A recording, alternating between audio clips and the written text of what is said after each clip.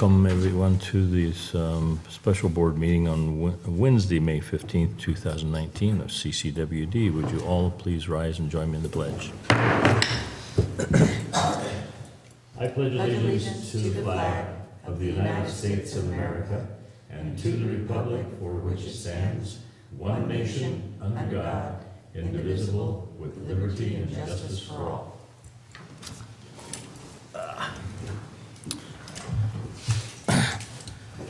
Always like to use my radio voice in the mornings. All right. Rebecca, would you please call the roll? Director Sigmund? Here. Director Enrico? Here. President Thomas? I am here. And Director Davidson and Ratterman are absent today. Well, doggone it. Okay, at this time, this is for public comment. Anybody here wishing to make a comment on an item that is not on the agenda, please come forward. Nothing, Jeff? No? Okay. And moving on to the consent agenda, we have 3 items, A, B, and C. I'd like to pull 3C. Okay, we're pulling 3B. 3C. Oh, C? 3C. I'm sorry. I agree with that. Do you want a motion while that one's pulled? I'll make a motion to, excuse me, accept the consent agenda while pulling 3C. Okay, so we have Second.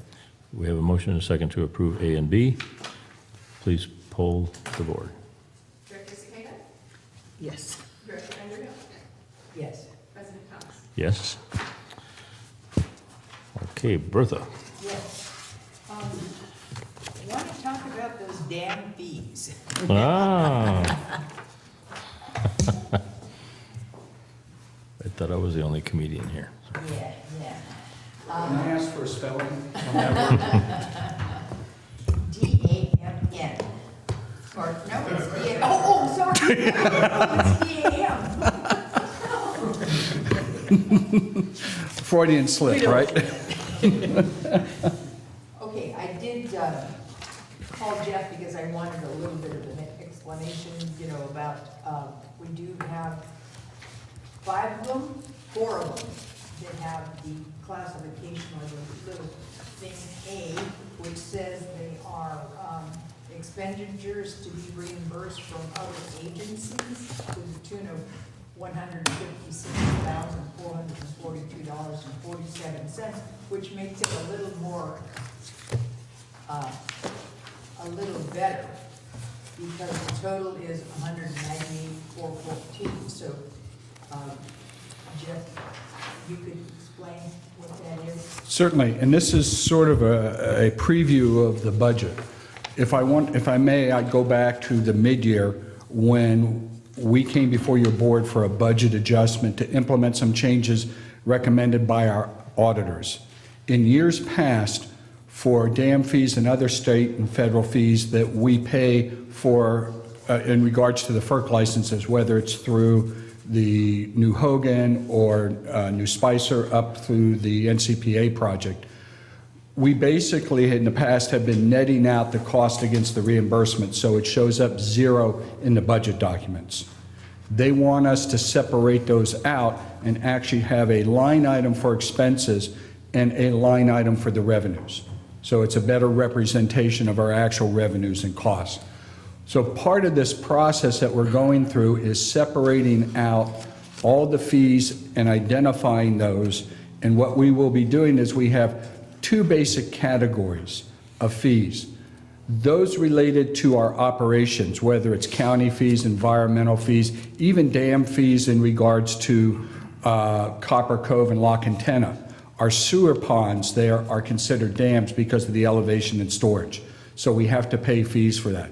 Those fees do not get reimbursed, and you'll see part of those that are in there that are not asterisked by the A, or noted by the A. Those are going to remain in utilities. Moving forward, all the fees that we pay related to our FERC licenses and everything else will be coming out of water resources bill to the tune of about $785,000. Of that, $740,000 and change is reimbursable.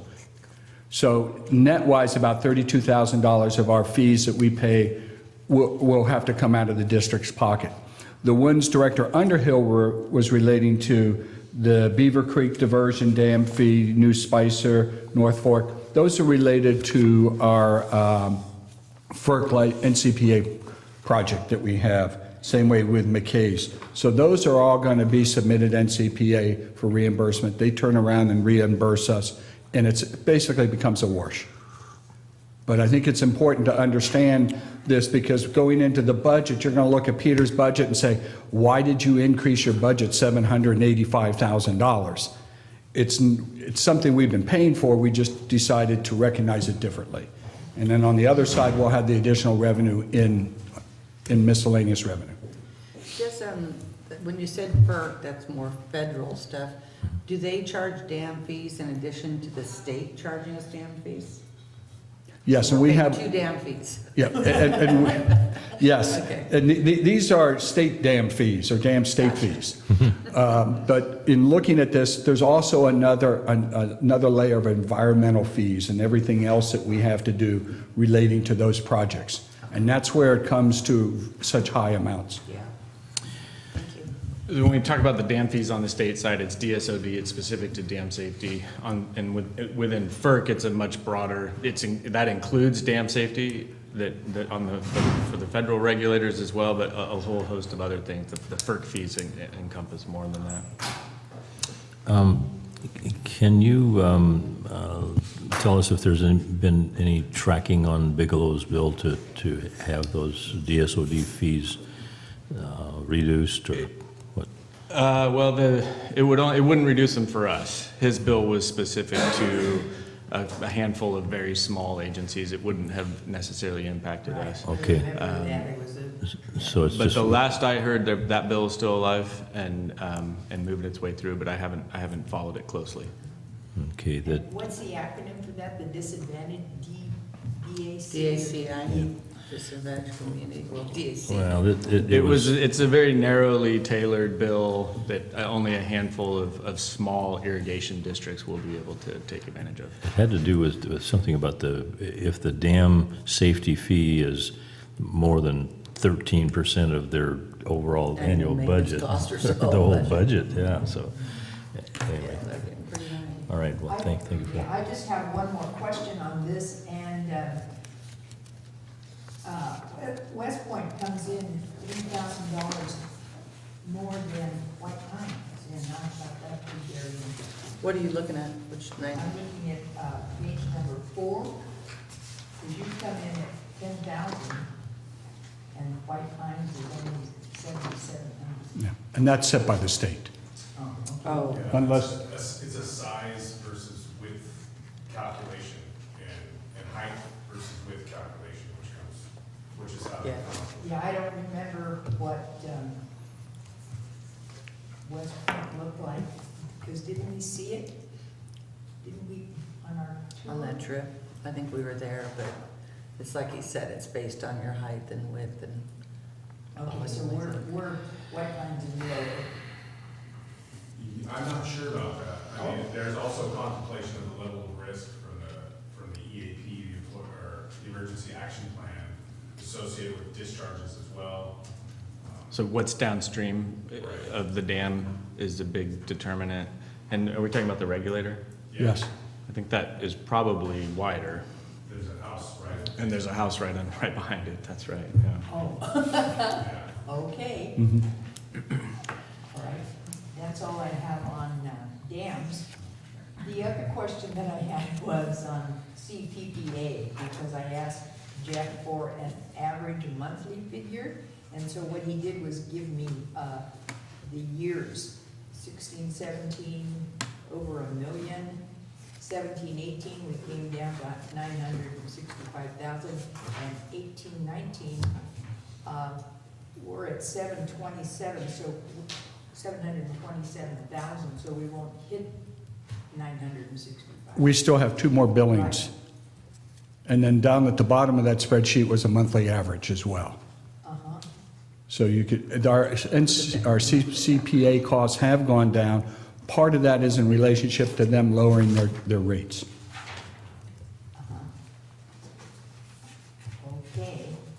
I'm through with C. Do You you want- have? I have just Go a ahead, couple Michael. of questions. No, you go ahead. You want me to go first? Yes, please. Okay, so on page 1, the cyanobacteria testing, is that related more to cannabis? And if so, why did we test for that? Or was that the West Point? Yeah, why was that done? Yes, so that is related more to taste and odor issues in West Point. That's what I- Yeah, so the state has been recognizing that there's an increased prevalence of cyanotoxins in reservoirs near the bay, so in the Bay Area and creeping into the valley. And with the taste and odor issue that we experienced, we felt it important to get an understanding of what levels of cyanobacteria and or cyanotoxins may be present in that raw supply. There are no cyanotoxins present in the raw supply. There was some cyanobacteria, which are critters that are eating that blue-green algae that resulted in the taste and odor issue. But the real key takeaway is if there's a concern from your constituents regarding cyanotoxins, that we have shown no presence in the West Point water supply. And then moving forward, we're going to be pulling samples out of White Pines and the other raw supplies, Lake Tulloch, for our other water treatment facilities, so we can, provide an understanding to our customers about the level or lack thereof of cyanotoxins. So it's not related to cannabis? Nope. Okay, I heard that it was, and that's kind of what I was asking. No, Okay, not at all. cool. And then, on page 4, the Gov connection, you're looking at the Z-Book docking station, software engineering. Are those for the laptops that were just purchased not too long ago? I think 5 of them. For engineering, that's related to the GIS Oh, so system. that's a quarterly type? No, what you're looking at is the Z-Book docking station, Yes. software engineering. That's that's a new laptop and docking station and software we got for Sam Singh, who is our GIS specialist, to upgrade his system so that he can manage the GIS system. His computer was older and not as powerful enough. When do we expect to have that GIS system in place and working for staff in the field? I don't have the specifics on that, but he's working to migrate the maps from what it used to be to PDF over into GIS. I'm thinking sometime in fiscal year 1920, we'll be able to start accessing that.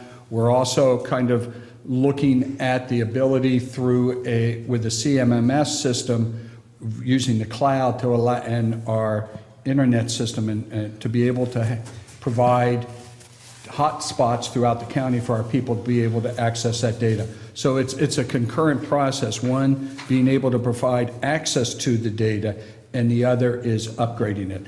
GIS, from the discussions I've had with engineering and with IT, is going to be an ongoing project. It's never going to go away.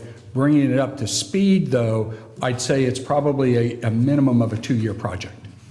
Yeah, and I just wanted to add that portions of the mapping system are within GIS now, specifically Jenny Lynn, Rancho Calaveras area.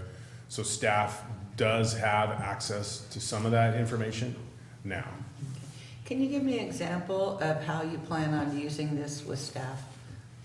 You get a call out or there's a break? I'm just kind of curious of a couple examples. Yeah, so for one, you started to paint the picture, so you could get a call out. There could be a work order associated with a mainline repair, and you can simply access the location via a map.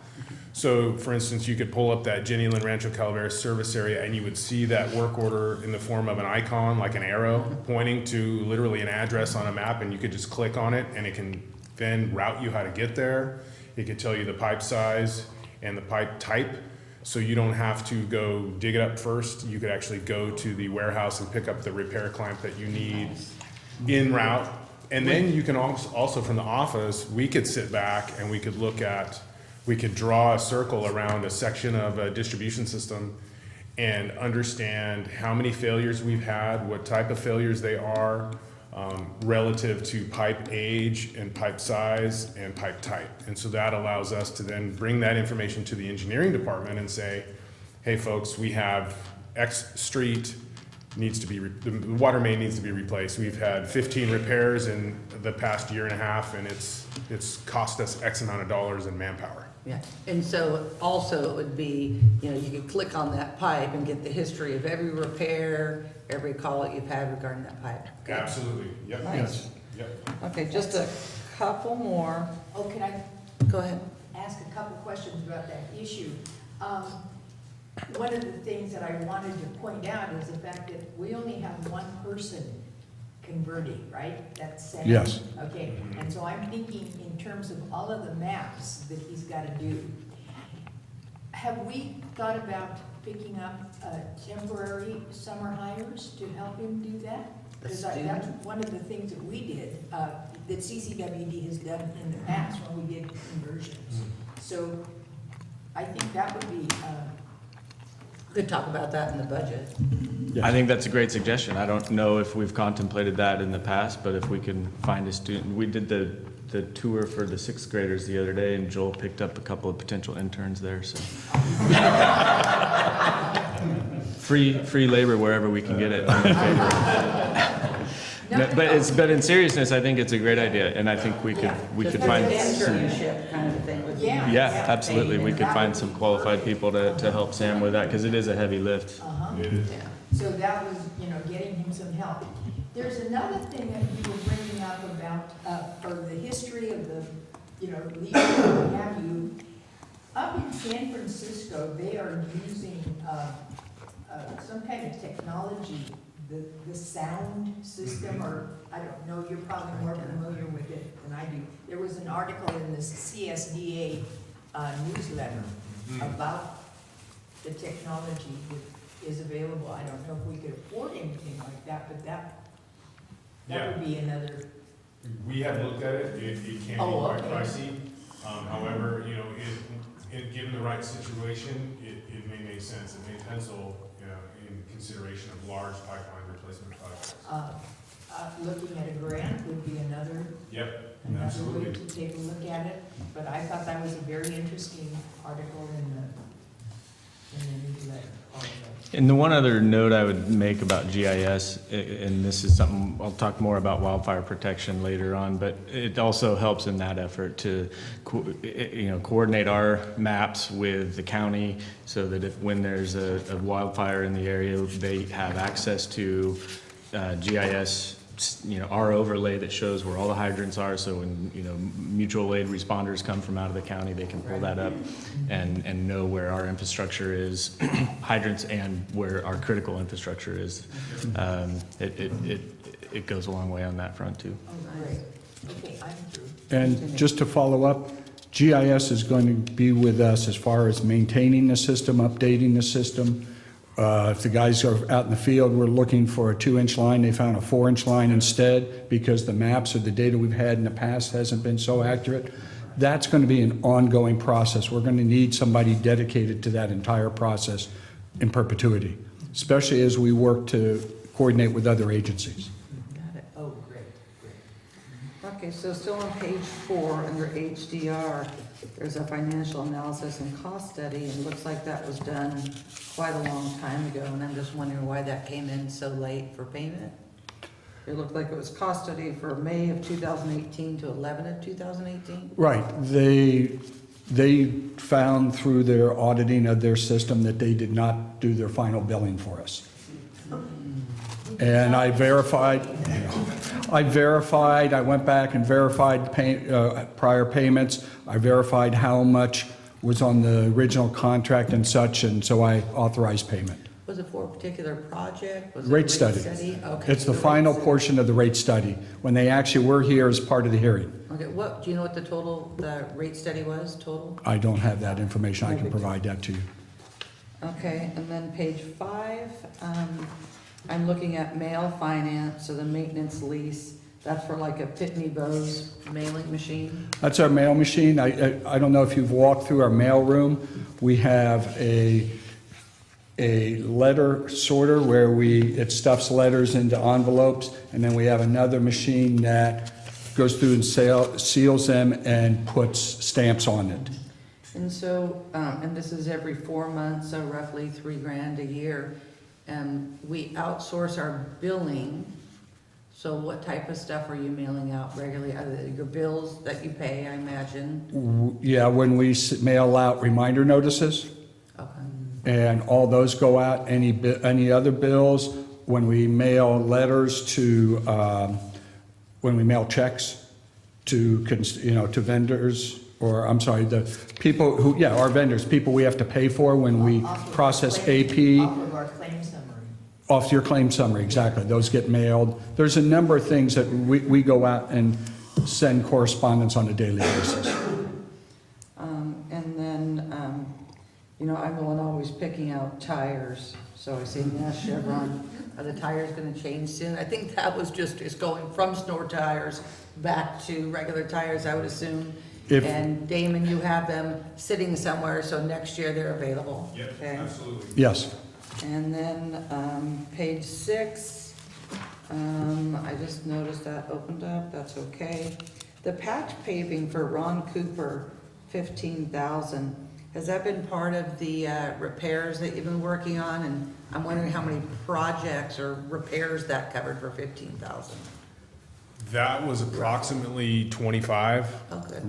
roughly 25. That is a cost increase to the district though, because as we've been working with the county on some of the requirements that they're now adding to their blanket encroachment permits, and in anticipation of the proposed Dig Once policy, it has resulted in a cost increase for paving, both in the current budget and in the proposed, unfortunately. Yeah, next year, there's going to show a significant increase to comply with the new county standards. Right.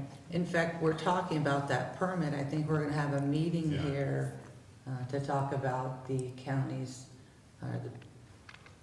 the building department, whatever the permit requirements. Yeah. So that'll be interesting. Yes. Is that still gonna be on Thursday? I believe The it's 16th? on Tuesday at 1 p.m. Oh, that's the same day as our finance meeting. Is that not gonna be a problem?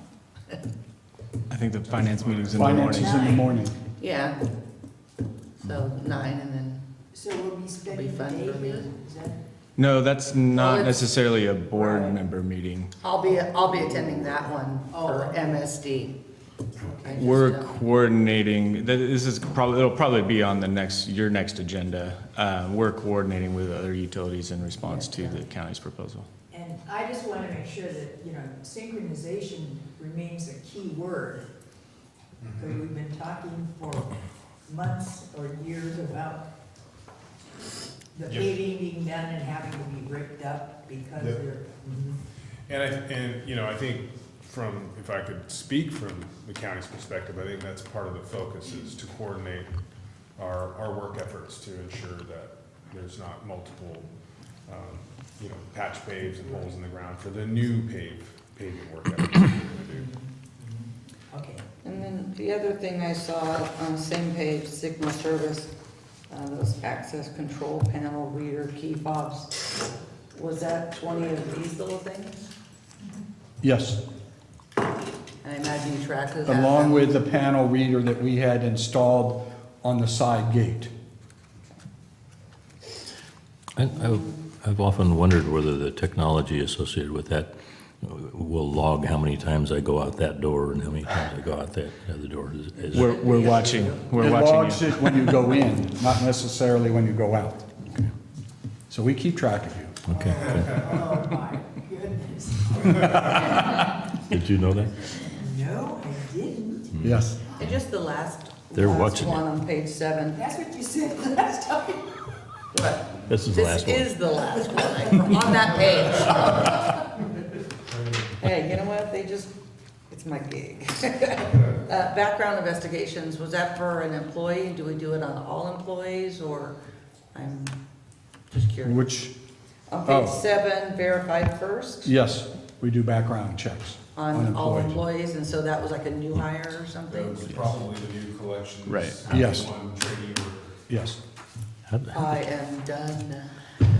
How did Michael make it past that background check? That's a good question. We're still I know figuring people. that out. Okay. I hope everybody noticed how disproportional the questions have been this morning. I mean, I'm outnumbered here, and I can't get a word in edgewise. I beg your pardon. You're used to that, Russ. Yeah, I'm keeping my comments to myself. even at home. Okay. I move for. Wait. Oh, excuse me. See how you are? Okay, on page 6, those biosolids charges all occurring in April. I'm assuming that that's the sludge from these facilities. Correct. How far away is Potrero Hills? I believe it's in Sassoon. Okay. Yeah, so quite a ways. Yeah. From what I understand, Calaveras County used to accept biosolids at some point in time, and however that changed Right. some years back. Well, we need to discuss that again with Yeah, them. and I thought there was discussion about that we're getting together and establishing biosolids again. Well, it was discussed for about 5 minutes, but we need to bring it back. So I'm assuming that although all 3 of those charges are in 1 month, that isn't a monthly occurring volume of transport, is it? No, it is not. And they're for 3 separate facilities. And for the La Cantena facility, which is the largest dollar amount, we've had some catch-up work there. Okay. All right. And on page 7, that water rights progress report, $7,825. And that is to, Western Hydrologics. that is the new Jeff Meyer. Yeah? That's his, and yes, that is something that we do annually. Okay, so that's hopefully not a monthly expenditure. All right, well, that's all the questions that I had. I entertain a motion now.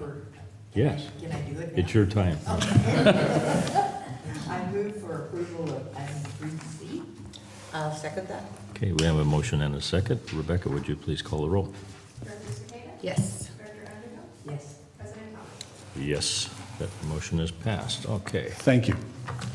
you're welcome. Thank you. Okay, moving on to new business. Item 4A, we have a discussion and action regarding the Enterprise Fleet Management Vehicle Lease Program. All right. Good morning, President Thomas, directors. This staff report you have before you does recommend entering into a 5-year vehicle lease program with Enterprise Fleet Management. And we do have Laura Clark and Jay Capinetti here, representatives from Enterprise that will give a short presentation here in a minute. But I would just like to highlight some of the high points within the staff report. To reiterate, this is a 5-year vehicle lease program. It would cut the current vehicle replacement program in half. So currently we're looking at a 12-year replacement program, although that is not a formal replacement program. That is just looking at the data and gaining an understanding of how the district has replaced vehicles in the past. So it would cut that in half from 12 years to 5. This would allow the district to obtain and leverage the best prices regardless of manufacturer as those vehicles are replaced every year. It would improve vehicle safety overall really really quickly. We've got side airbags now, backup cameras, stability control sensors that are not available in some of the vehicles that we have on the road, which are from 2001, 2002. It would cut down on work associated with district mechanical staff. So currently, the estimation is we're spending about $1,100 a week devoted to small vehicle O&M. So that's one of our mechanics' salary and benefit cost. So both costs associated with oil changes, tires, repairs. We have quite a bit of work effort associated with those small vehicles. Can I make a comment? When he when somebody is saying something, instead of waiting to the end, do you mind if I like respond? No, that's fine. instead? Yeah, that's great. Is that okay, President Thomas? yeah. Okay. So when you said, you know, we If spent if I said no, would that influence you? I would wait. Okay. But it's because they add up to so many questions if we can get them through as we're going. Anyhow, so you said that we spend $1,100 a week for this O&M. So if we go to this lease program and now they don't have to do the O&M, what would they be doing? Would they go to part-time? What would they do? So we could really take advantage of their availability throughout the distribution systems and throughout the wastewater systems. I mean, we have 100+ pressure reducing valves in Ebbets Pass, and we currently have a distribution staff of 3. So when you incorporate their daily work effort, flushing to meet regulatory compliance, valve exercising to complete regulatory compliance, customer service work orders, it's highly unlikely they're going to meet at the end of the year an objective of checking all of those PRVs, determining that they work properly, rebuilding them as needed, because they do have parts that are designed to fail over time. And as a result, we oftentimes have water system failures that end up costing the district money, where if we were able to put our eyes, for lack of a better term, on those pressure reducing valves, we could get ahead of those potential failures. And so I really see being able to repurpose the mechanical staff to actually do mechanical work out in the field associated with water and wastewater conveyance, rather than mechanical work. You know, in the shop, hey, my check engine light just came on. Okay, bring it over to the shop, I'll take a look. Hey, you know, I think I have a radiator leak. Okay, bring it over. And a lot of that is associated with age, but at the same time, you know, it's determined to be more cost effective, and it's just quicker for us to take a look at it. And so we're having to pull from another area of our work effort, and I really see that as pressure reducing valve maintenance. So we're not necessarily gonna save $1,100, but we could utilize that time better. Can I add on here, though? I think it actually does translate to a savings. One of the things, and I don't think, you know, I should have probably emphasized this point more in our presentations, you know, especially in this budget process that we're deep in the middle of right now. One of the things I've come to terms with is that we are understaffed in the field. So this doesn't necessarily translate into fewer staff people, but the ability to repurpose somebody, to take some pressure off of where we have some I wouldn't say deficiency is not the right word, because our guys are you know, they're doing the best they can out there, but to address some of those areas where we're short-staffed is a savings for us, because it prevents us from having to add a staff person down the road potentially. Or outsource the repair. Or outsource the repair. That is really a significant benefit to this that we haven't really emphasized enough, I don't think. Excuse me, you said we have 1,100 PRVs up in there? No, over 100. Over 100. Oh, okay. Yeah. Over 100. Yeah. Oh, okay. Yeah. I mean, and that's quite a bit. I mean, for a distribution system, you know, I mean, it also illustrates the complicated topography and all of the other items associated with the distribution system. To add to Michael's point, you know, there are ways that this program can also streamline the work effort for field staff associated with simply purchasing vehicles. I mean, we spend a lot of time year over year quantifying which vehicle is going to be best, looking for the aftermarket parts, coordinating the installation of aftermarket parts. Oftentimes we do that internally as well, and those are all time sucks for our mechanical staff. Okay, on this concept of taking a mechanic and putting him out in the distribution system, are there complications related to the certifications and stuff? I mean, a mechanic typically wouldn't be a licensed distribution person. So this is actually work that our mechanical staff does for the distribution crews now. So when the distribution crews oftentimes have an issue with a pressure reducing or regulating valve, they call the mechanical staff to go rebuild and troubleshoot and repair. And so if those mechanical staff members do not have the appropriate certification, they're simply working under the distribution supervisor's license for that service area. And that's how the construction crew operates as well. So if they don't have the adequate certification, the CPO, or basically the chief system operator of record for that distribution system does. And those are usually the senior supervisors for each of the service areas. And I would just add to that, our job descriptions for mechanics do require certifications.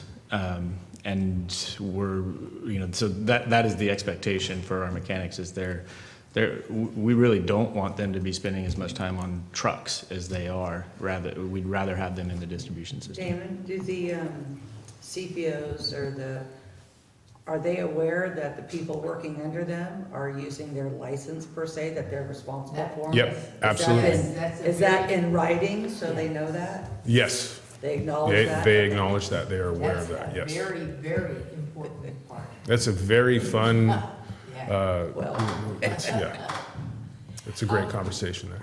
Excuse me, and another issue that comes in is attrition, because you're going to be getting hit with retirement soon, Yep, so that's yes. also key.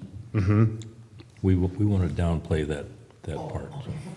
yeah. We've been talking about it for 5 years. No, I'm talking about on the board here, so attrition, so. And before I let Jay and Laura come up, I just want to reiterate that this is not a conventional lease program in the sense that, you have a limited number of miles and you cannot ding or dent the vehicle or you're going to pay penalties. This is essentially it's a lease to own program where we leverage the optimal resale time and value incorporated in the program. So, it's designed to be efficient, quick, and easy for us to make use of. And I really think, in a nutshell, that the benefits and the reduction in work effort associated with mechanical staff make it valuable. So, you guys ready to come up and? Okay, before they come up, Yeah. I've got just a couple of questions for you. You mentioned earlier that with this program, you'd have the ability to pick and choose the most appropriate truck, or it wouldn't have to be brand sensitive or whatever. Going back to my prior experience as a small fleet owner and maintainer, to me, there was distinct advantages in staying consistent within, if you were going to buy 3 trucks, they all should be the same so that you could have one starter on the bench so that you could change it out in 10 minutes rather than towing the vehicle to some place. So have you given any consideration to that? Oh, absolutely. I think there's going to be multiple points of evaluation in terms of which vehicles you use, and cost is going to be simply one of them. I mean, we can also look at engine performance or how the vehicle holds up in terms of the frame and suspension. I mean, we can look at all different components and make a determination of which vehicle is going to be best for CCWD and which discipline. That's just a point, just one point to make, that we can look at it from a cost perspective and then take advantage of different vehicles if we choose to do so. Okay, the other thing that concerns me is can we afford it? And you've given a lot of different ways that you can justify entering into this, but there was always a very important consideration for me. If you go out and spend $50,000 or $60,000 for a truck and drive it off the lot, and suddenly it's worth $30,000, how does all that balance out in the equation here?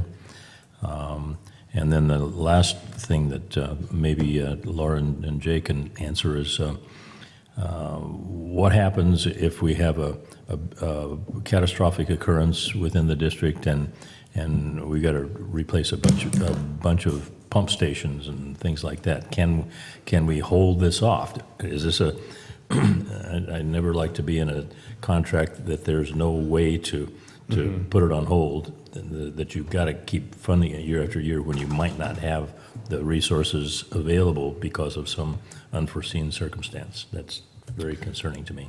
So, yep, points well taken, and I'll let you guys expound on this, but The current conservative estimate for the 5-year program is that it would be a cost increase of $15K to the district to deploy the program. However, if you take into consideration all the efficiencies gained, while not a monetary change, I perceive it as a cost savings for the district. I mean, $15K over that time frame would be neutral. However, to your next question, should the district decide to end the program, we could do so, and we could basically, buy out that last round of vehicles and be done.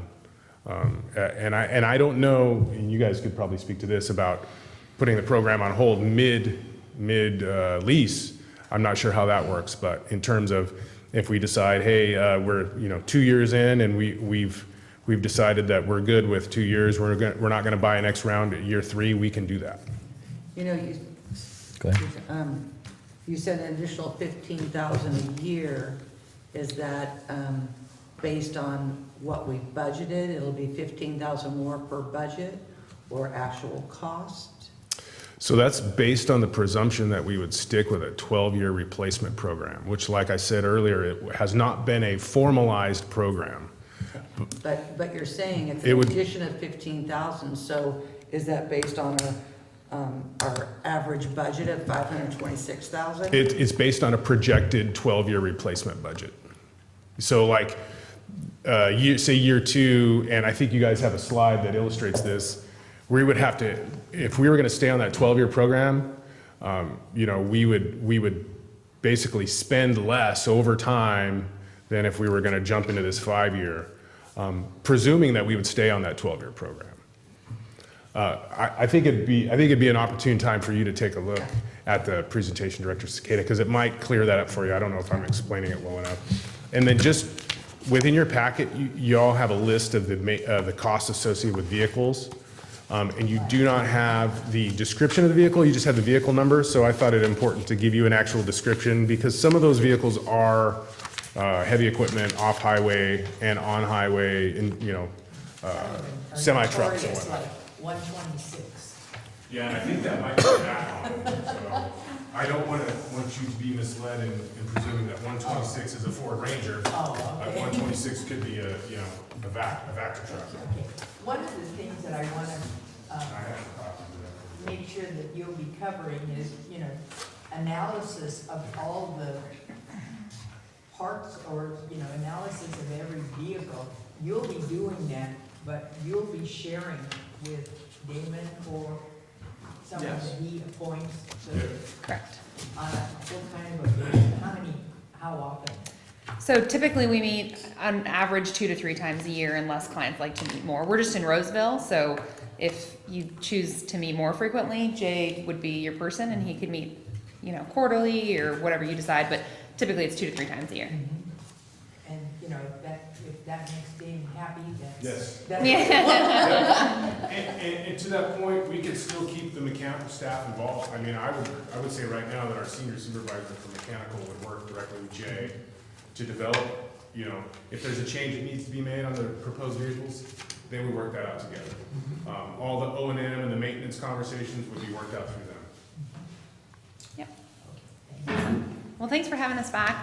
Again, I'm Laura, this is Jay. So we wanted to start by kind of taking a step back. It's been about a month since we were out here, so we just wanted to start with more of the high-level conceptual, what we do, why we believe this makes sense for the district. I think I mentioned last time, but at this point we do have over 150 agencies that we work with in California specifically, and over 700 nationally. So there are a lot of other folks that have been through this same process and have had a lot of success with the program. The graphic to the left of the slide we're looking at now is essentially the approach that we take. And so the approach that we take really stems from what we do with our rental fleet. We own and operate a fleet of about 2 million vehicles as a company through our rental fleet. It's a pretty big number. It's the largest fleet in North America. And we've been in the fleet business for over 60 years. So everything that we're proposing here stems from what we do with our vehicles. And granted, it is slightly different. We replace our vehicles a lot more frequently than what we're proposing for you. But then again, most of our vehicles don't have the aftermarket that yours do, and it's a different application. So all of that's taken into consideration. But to try to keep it simple, essentially, there's three major cost components related to your vehicles. There's the actual cost or the depreciation, here the orange bar on the graph, and there's fuel and maintenance. So right now, the program that you're on, like Damon mentioned, you're on an average of a 12-year replacement plan. By the time you dispose of a vehicle, it's worth essentially nothing.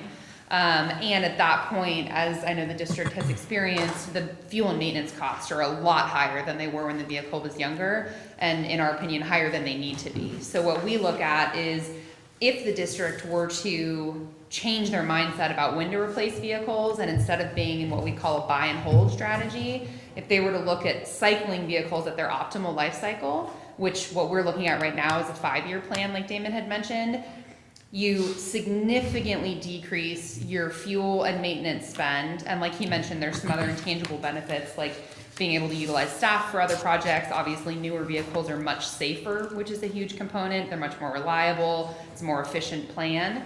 And by getting out of the vehicle when it's only 5 years old, it's worth a small fortune in a wholesale market. So we go and we hand sell the vehicle on the district's behalf, and you keep that equity in the fleet, which keeps costs sustainable moving forward. So we'll get to the actual analysis toward the end of our presentation, but when Damon mentioned the $15,000 increase per year, keep in mind that that's not taking into consideration any sort of cost for savings, safety, the efficiency, safety. So again, the intangible soft dollar cost, we can't really incorporate into that, but in our opinion, to spend an extra $15,000 a year and ensure that your people are always in 5 years or younger vehicles is a win. So any questions on the concept? In a moment, we'll talk about the lease structure specifically.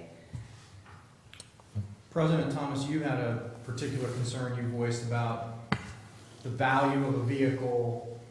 You drive it off the lot, and that's historically a pretty accurate assumption for most consumers as a government entity. So if we look at that depreciation curve is super sharp at the very beginning, and that's for most of our clients. For you guys, that curve is very, very flat because you're purchasing vehicles most of the time anywhere from $10,000 to $12,000 below market value. So the minute you take delivery of a vehicle, you're actually equitable from that moment. So when we look at analyzing our clients, our government clients' fleets, the cycle point, you know, it can vary, and sometimes we have some of our government clients that are getting out of vehicles every 12 months because they're getting a vehicle and selling it 12 months later for $3,000 or $4,000 more than that vehicle was new, because that's where the used vehicle market is today. And that's how we make most of our money as a rental car company, is selling 12-month-old vehicles for $4,000 or $5,000 more than we bought them for. Looking at, you know, the trucks that we want to replace and the other vehicles, do you have an idea of what our cost would be, say, to replace one of the, what do we have, a 150, a 250, you know, like a Ford F-150, what is an average to replace that? What our cost would be, do you know? So on a typical half-ton truck, again, just assuming a basic setup, your cost is probably in the $28,000 to $30,000 range. Again, depending on options and equipment and things like that. And that vehicle, if we looked at the resale performance, 12 months after you take delivery, it's probably worth more than what you guys paid for it, because of where the used vehicle market is. Yeah, that's what I can't, Russ, do you agree with that?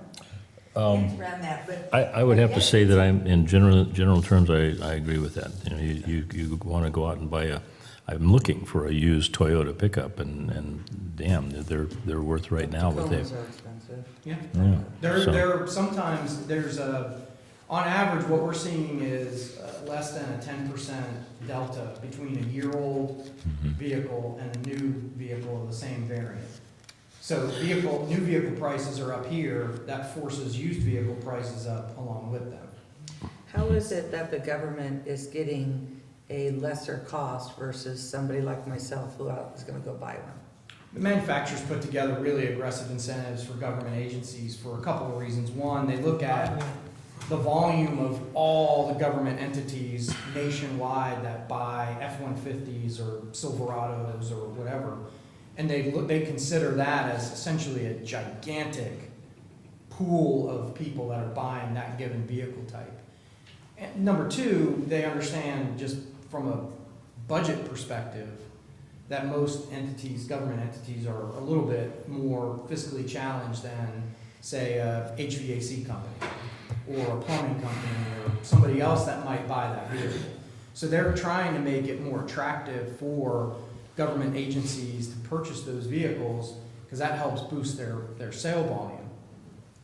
So it's amazing how much less you guys buy a vehicle for than the average consumer, even a commercial client that has a pretty aggressive incentive program set up. And Damon, as far as our vehicles that we want to replace, when we're say the base unit, we're talking no carpet, you know what I mean? Yeah, Just use that type of stuff. Yep.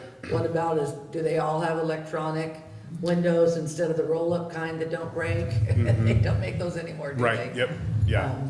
But just, that's the kind of basic you're talking about. We don't need tinted windows. Right. And Yeah, some will need tow packages, I would imagine. Yep, but- absolutely. So no frills, essentially industrial vehicles, and then there's, currently, I believe we're looking at 4 different proposed types. So we would have, an inspector / treatment water and wastewater operator vehicle. We would have your general distribution / collection system worker vehicle, which would be a 1-ton with a service body and a roof rack. Something that's industrially rated. And then we also have construction vehicles. So we might have a couple flatbeds that we can, Toolbox. Yep, exactly. Can we purchase the vehicles through you with those toolbox packages and whatnot? Okay. Yep. And then also administrative vehicles. Yeah, so we're really focused, that's why it says a fleet of 48, we're focusing on those small vehicles that kind of bump up right to the edge of heavy industrial. So not the F-550 mechanic trucks, not the large, Vector, nothing like that, but essentially a 1-ton F-350 or equal down to an administrative vehicle.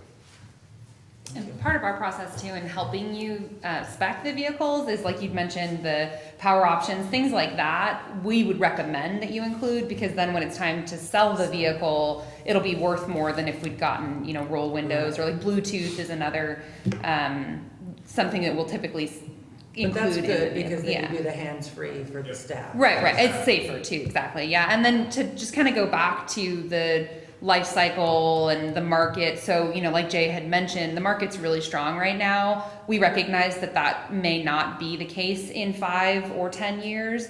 So again, in having Jay come out and meet with you 2 to 3 times a year, if the market changes and softens, maybe gas prices go even higher than they are now, our recommendations can change around that.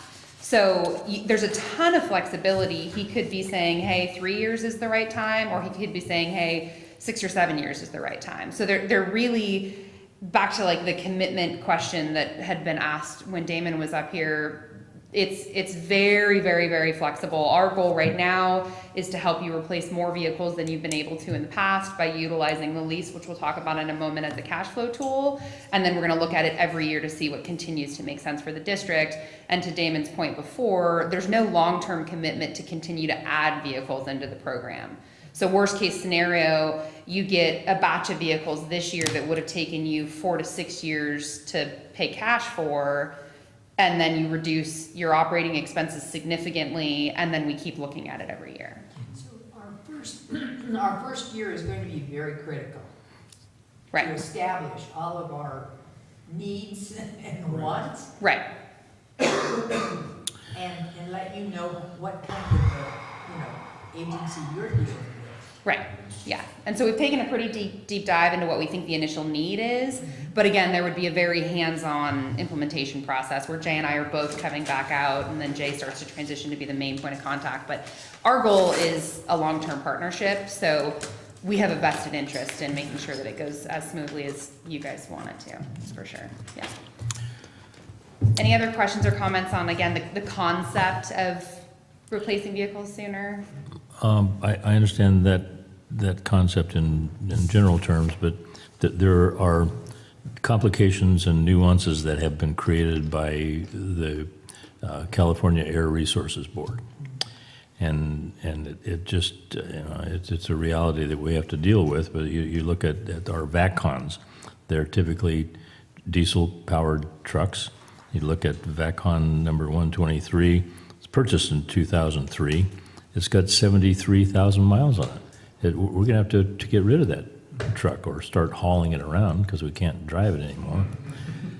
So, I mean, doesn't it make sense to consider buying a truck of that size that is only going to put on 10 or 12,000 miles a year and buy a gas rig instead of a diesel rig? I mean, and here's another truck that has 400,000 miles on it that we bought back in 1981. That's a gas rig, so you don't have to get rid of it. If it isn't broke, don't fix it, So I don't know. I'm glad that you're dealing with this and I don't have to. And to your point, President Thomas, is that the focus of VACCONs and the issue associated with emissions, by freeing up our mechanical staff from the small fleet side of the house, it allows us to focus more on how we're going to better replace those vehicles long-term on the large and industrial fleet side of the house. Because they're spending most of their time now dealing with failures and repairs associated with the small fleet, and really haven't been able to wrap their arms around what we're going to do long-term when it comes to VACCONs and diesel engines. And so this is one of those soft cost efficiencies that I think we can really focus on moving forward. Because, yeah, those numbers are pretty telling. Okay, but don't, hopefully we're not underestimating how, we have talked, Jay has talked about how, the curve comes down and the value is going to be optimized and whatnot. But nobody's going to buy a VACCON for, at least in this state, unless you ship it out of the state, it's worthless, with a certain amount of age, not necessarily, not anything related to miles. Right. So I just want to be confident if we go through with this that you're going to be using that very unfortunate circumstance as a way to weigh the value of buying a diesel engine versus a gas engine. I don't think that the Air Resources Board has been quite so draconian with gas engines as they have with diesel. Yeah, point well taken. Yep, absolutely. $250,000 vehicle. If you write that down to zero in 10 years. That's a huge hit. Mm-hmm. Yep. I think that's a big part of why we've excluded essentially anything that's an F-350 or larger. Okay. Because we would encourage the district to treat those very, very differently than an F-350 with a utility body. Right. Okay. Huge secondary market for a one-ton diesel utility body truck. Very small secondary market for a VACCON. Right. It'd be another water district or another utility or something like that. So we don't look at those the same way. We would give you very, very different advice on how you acquire them, how long you keep them, because of those things. What we really focus on is the 1 ton and smaller, because that fits really well within the model of looking at an optimal cycle point and making sure that we're evaluating real time what's happening in the industry to give you guys the best advice to keep your costs down. Yeah, and the concern about emissions, I mean, Jay and I have had these conversations in the past. The issues associated with those large industrial vehicles will still help to inform the objectives associated with the small fleet. And I think that's why in the recent, when the board recently accepted the new vehicle replacement program, it does delineate the fact that these large industrial vehicles are on a different timeline for replacement, both in terms of years and mileage, than the small fleet. What's the number, how many vehicles are you looking at replacing over this certain time frame? So this would be 48. F-250s on down? 350s on down over the 5 years. It would be, at the end of the 5 years, we would have 48 small fleet vehicles that would be replaced. So I believe it's 10 vehicles per year for the first 3, then 8 and then 10 for that final year. Well, I know that I'm precluded from buying this one, but there's a vehicle that Mr. Stopper is driving that has no miles on it. So unless there are any other questions or concerns on that note, those are all great questions. We did want to spend a second, I know Damon kind of went into this a moment ago, talking about the open-end equity lease. So again, a lot of people hear the word lease and they think about something that they've maybe done personally or for their spouse, and there aren't always fond memories. The type of lease structure that our clients take advantage of, it's called an open-end equity lease. So like Damon said before, it's really more like a lease with the option to buy at the end. I like to compare it really to a finance. So probably many people in this room financed their personal vehicle. It's just like that. There's no mileage penalty. There's no early term penalty. There's no wear and tear penalty. The district keeps the equity at the end as opposed to enterprise, but you do get to utilize our team to hand sell the vehicle on your behalf. The biggest difference is that it's a finance to a dollar amount. And again, the reason for that is just simply a cash flow tool. So the depiction I have here, if you look at an example of a $25,000 vehicle, over 5 years, which the green portion of that arrow represents 5 years, instead of stroking a check for 25 today or making payments of 25 over 5 years, we say, hey, how about you only make payments on $15,000? So again, the green portion of the arrow. So that way you can get more vehicles with the same dollars. And then at the end, you would have a reduced book value or a residual or an unfinanced portion of, in that case, $10,000. So at the end, and we're looking at that and we're setting that reduced book value up strategically based on you having flexibility throughout the lease. So 12 months, you're equitable. 24 months, you're equitable all the way through 60. In this case, let's say we get to the end of the 5-year lease and Jay comes out and he makes a recommendation. He says, hey, great news. The market is still strong. It's where we thought it would be. We can sell this vehicle for you for $16,500. The district decides, yes, we want to do that. We've looked at the budget. That still makes sense. We order you a replacement, and then when that comes in, we pick up the aged unit, sell it for $16,500. We're going to give you back a check of $6,500. And then that money is yours to do with what you want. Most of our clients roll it into the next lease, which then keeps costs sustainable. Jay's had some success with clients where they're replacing vehicles and their payments actually don't increase even 5 years later because of how much equity they have. So that is what most of our clients do. We do have different funding mechanisms, but typically this is what makes the most sense because generally, like was mentioned before, there's a budget constraint that doesn't allow you to replace as many vehicles as you would need to be on that optimal 5-year cycle.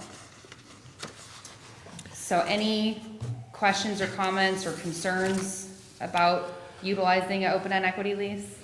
Could we change the name? I wish we could. We can call it a finance to a residual. Yeah.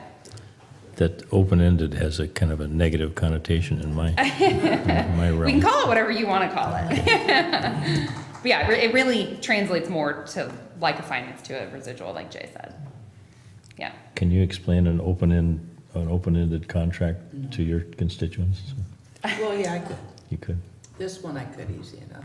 Okay. All right.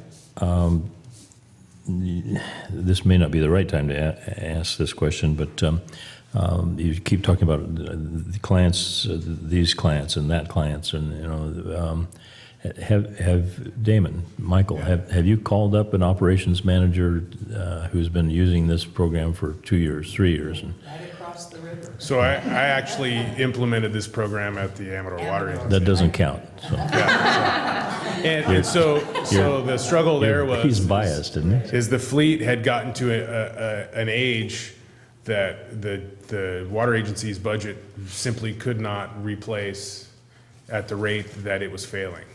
And so the whole point of being able to leverage more vehicles at a reduced cost was very appealing to the board over there. And we had some issues with some older vehicles and some less experienced drivers, if you will. And so the safety component was a key factor for me. And I believe they're in year 4 of the program over there, or maybe year 3, and it's went over really well.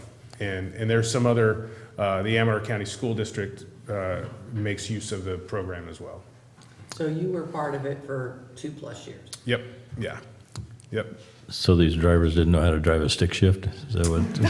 Yeah, as you know, some of those older heavy vehicles kind of get a little loose in the steering wheel, and yeah, and as that tire hits the soft shoulder, some interesting things can happen. Okay. So unless there are other questions, we just got a couple more slides we wanted to go through. Last time you had asked to dive deeper into your current maintenance spend, as well as if you were to outsource maintenance through our program, the shops that you could go to. So on the left here, we ran a query based on zip code, and the report that we run looks at shops that we currently have on the program, and they're not necessarily shops that we've used in the last 2 months, but it could be in the last, 18 to 24 months. So it's come to my attention that some of these businesses are no longer in business. So I apologize if that seemed misleading. Unfortunately, the shops don't contact us to let us know. So if it's not somebody that we have clients going to, we're not made aware until now. So thank you for bringing that to our attention. But I think the other piece as far as outsourcing maintenance to keep in mind is that even if it's not 61 shops in your overall territory, even if it's only 10 shops in the overall territory, today they have to go from the outside parts of your territory either to a shop near them, which if there's a shop near them, we can always set up new vendors if they're not already on our program, or they have to come all the way back here. So even if they're having to come back to San Andreas to find one of our service centers that we're currently partnered with, it's not more travel than what they're doing today. I don't think that's going to be the case. I think that we'll find that where they are, we can find a shop relatively nearby, but... Well, to that point, all the shops that we currently utilize are actually in the program already. And it's an easy lift if we wanted. So at the water agency, we had a mechanic that we used exclusively. They were not a part of the program. It was, I don't know, a couple-day process to make them a part of the program, and we did not skip a beat in terms of vehicle O&M. Yeah. Because I'm thinking in terms of 95223, anywhere you go, it's going to be an hour. Down here to San Andreas, over to Sonora, hour and 15 minutes over to Jackson. So time is a factor. Absolutely. We also have, since Michael and I got on board, we did notice that we do have some folks that are actually traveling to the dealership in Placerville for an oil change. And so we were kind of, as we were grabbing a hold of that and corralling it, this is really appealing for my Absolutely. Can you give me an example of what's not included in a repair and maintenance on a vehicle? Yeah, so what isn't included in our fixed cost program is physical damage, so the district would continue to utilize the insurance they have today. Oil between oil changes, which we're having them do all the preventative service, so there shouldn't be much of that, I would think. We specifically excluded brakes and tires based on the use. We can include those, but in your particular program at this point, based on the anticipated miles, that wasn't something that made sense financially to include. And then windshield replacements. We'll cover a chip, but if you actually have to replace the windshield, the entire windshield, then you can put that through your insurance or just pay for it. You'd more than likely just pay for it. Do we have that coverage on our insurance, the windshield replacement? What is included also is roadside service. So these are going to be newer vehicles. I wouldn't anticipate that you'd be breaking down with any frequency, but if you're someplace within the district's territory and you break down, instead of having to send out your own person or utilize your own roadside, our program does have roadside service. What is the impact on our insurance going into this? Typically what I've seen working with the 20 or so clients that I have, there isn't a change in, because you probably belong to a JPA, I'm assuming. Yeah. And the way that they calculate those rates, it's not impacted typically by the age of the vehicle, because you have coverage regardless. I wouldn't anticipate a big change, but I'll check. We can ask our JPIA rep and get a response. And we can ask about windshield. The feedback that I've gotten is that there isn't an increase in cost to have newer vehicles through the JPA. In fact, what some of my clients appreciate is because they have newer vehicles with better safety features, they're anticipating a lower incidence, a reduced occurrence of accidents, basically. which will effectively keep the JPA rates down, because the more, my understanding is the more claims that get submitted, it can impact everybody's costs within a given JPA or collective. You know, and note on that insurance inquiry, all the cars would be fairly new, so. Because what you're saying about, you know, maintenance of that, you know, comes down to one of these intangible benefits that I was reading, the employee morale, that, you know, this, Cindy, you'll like this one, employees will be acknowledged for taking care of CCWD equipment by being first in line to get a new vehicle. Oh, that's if they nice, have kept up their current vehicle. And Right. that was one of the things. that- Right. Yeah. Incentive program. Right. Yeah. Exactly. Yeah. Yeah, so we did, you know, we've kind of gone back and forth on some different ideas, and that, I think, would be the best place to start. Oh. And, you know, I drive a company car, and I can tell you from personal experience, I really like that I get a new car. In my case, it's every 30,000 miles, which is for me about once a year. But in your driver's case, they'll go from having a vehicle that's likely 10 to 12 years old to having a vehicle that's never more than 5 years, unless the district decides to change that. But I mean, as someone who drives a company car, I personally think that's a huge benefit. And then to just kind of circle back around on the maintenance, so other than what I mentioned, all preventative, all non-preventative services are included. So you'll still get the same dealer warranty, but then everything outside of warranty. We're sending out alerts to either the driver or the shop or whatever you decide that looks like, so they know when they're due for service, and then they look up the closest shop to where they're located at that point in time, which may not be 5 miles down the road, but I would think it's at least as close as what they're doing today, if not maybe a little bit closer in some cases. Is there any penalty if the driver, you say, hey, go do your oil change, and they don't do them regularly? Is there a penalty to us for not getting that, not following the warranty? No, but that does remind me, I forgot, some negligence isn't included. So I'm really glad that you brought that up, because I didn't mean to forget to mention that. So if we actually send out multiple alerts, so we send out a preventative alert, or, you know, proactive, hey, you're due, hey, PS, you're still due, and then we send another one if they don't get it done, and at that point, Then call us. right, Well, so that's something that I will bird dog too. Right. So, you know, in my experience, then I'm on the phone with the driver, and then we're talking about any incentive program that they might have wanted to be involved in, you know, that could be questionable at that point. So. right. Is there any kind of,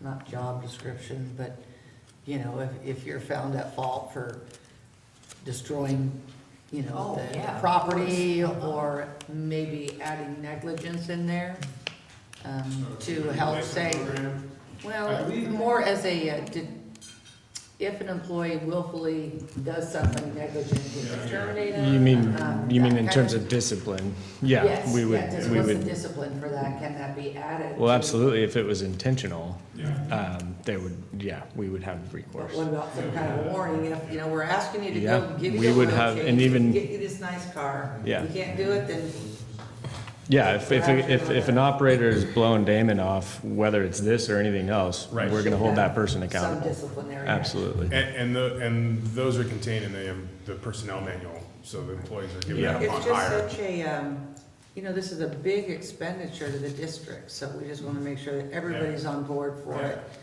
And, Absolutely. not just taking, okay, fine, I get a new truck, whatever. Yeah, on the negligence too, it's not like we say, hey, we're no longer responsible if you just go past the, 30 days past the oil change. The only situation where that would actually become a conversation is if you've gone, let's say, an entire year or maybe Blow up the engine. 20,000 miles and the engine blows. In that case, you've been made well aware that it's due for service. At that point, Jay's probably even met with you a couple times and said, hey, this guy still hasn't gone in. So that's really the only circumstance where negligence becomes. If we go forward with this, I would recommend that we change that employee manual to include some type of negligence in the vehicles, if there's not anything I already. think the way it's structured right now Would cover that. I Yeah, think we have- it's in there. Yeah. It's there. but we can follow up on that next year. Make sure. Okay. Should we keep going? Keep So on going. the last thing on here is just we took a snapshot. I think you have the breakdown, like Damon said, of all the maintenance and all the vehicles. We looked at some of the light duty fleets ranging from the F-350s, which are the biggest ones we're focusing on now down to the Rangers, and we looked at various different ages. So these are some actual examples of vehicles you have in service today and what you have spent over the last couple of years. And as you'll see, it averages about $176 per vehicle per month. So that is almost exactly the amount that we had calculated in last time we were here in that analysis. So we just wanted to give you that example. Does this analysis have tires and oil change type? Because I'd like to see That's just the everything, right? repairs thing, because we're not gonna be including tires and, And on the majority of the vehicles that we're looking at, you probably won't replace a set of tires. So a 5-year-old truck with 60,000 miles is probably not gonna need a new set of tires. I'd like to see like this report that you did, you know, for 5 years of history per vehicle. And this is the Damon or Jeff thing. See what those costs are, just like you've laid out here, but exclude tires and oil change. I want to just see like what the repairs are. I think it would help me, you know, wrap my head around how much we'll be saving, or, you know, the added benefit by having the expenses. Yeah, I mean. The summaries that you put in the report were really nice, but I find that I have to go kind of pick through, because I don't want to include the tires, because that is a given, everybody has to do tires and oil changes. I'd like to see what really are the repairs and the problems with the vehicles that we're having. Yeah, and we can look at, you know, say the 2006, what is that, 250? Yeah, 15,000. And we can pull out, you know, $2,000, $3,000 worth of tires, and, you know, $500 worth of oil changes, or $1,000 worth of oil changes, and I think it would still be apparent that there was probably roughly $10,000 associated with actual repairs, not O&M. But yeah, we can break that down for you. Well, that, you can just do that on the side unless everybody else Okay. wants to see it. I'm just curious. Looks like Mr. Meyer wants to weigh in here. So. Director Cicada, we do track that data, but it doesn't go back 5 years. What we do have, Patty identifies cost per vehicle and different services, so we can exclude tires and oil change, but we probably have just 3 years worth of data for you. The other is just rolled up.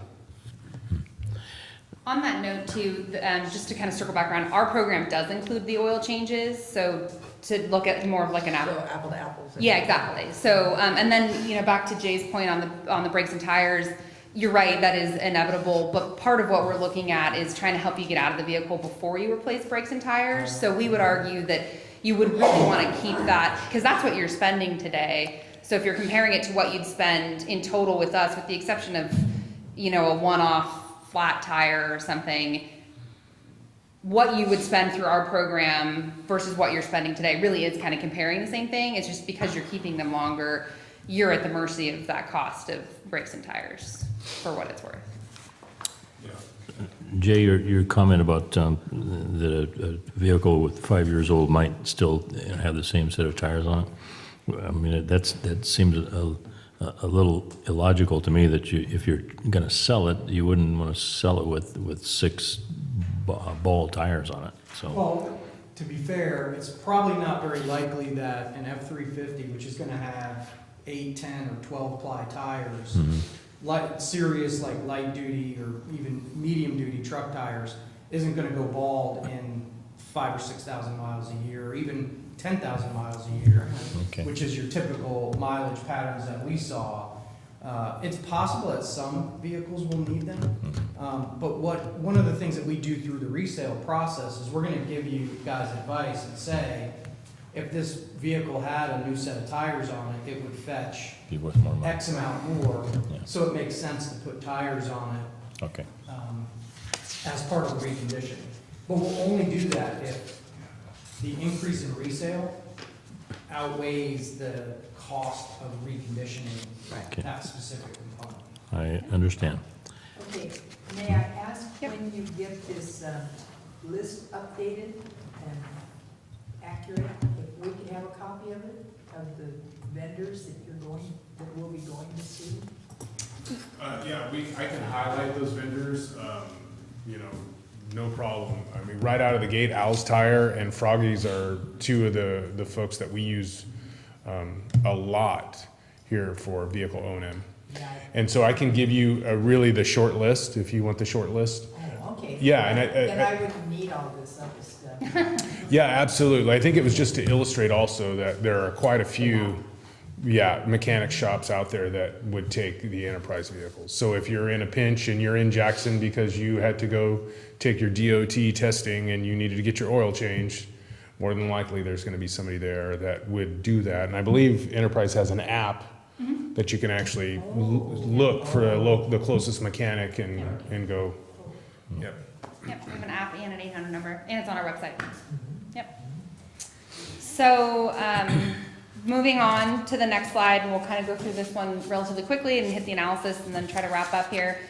Give you guys time for any other questions you have. So a couple things we really wanted to highlight. I'd mentioned before the soft dollar benefits and the intangible benefits, but we wanted to highlight a few in particular that came up last time and in conversation. So obviously the operational efficiency, Damon's already talked about being able to utilize your staff differently and the impact of that financially. And then, the attrition piece had been mentioned before, so obviously that is a huge component.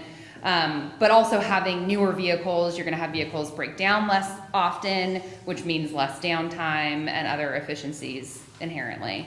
Also the employee morale, we've already talked a good bit about that, but I think that's, something that's definitely valuable. It's just hard to put a number at. And then safety. Safety is a huge component. We have some buckets here of some of the best-in-class safety features that have been introduced in the last now 12 years.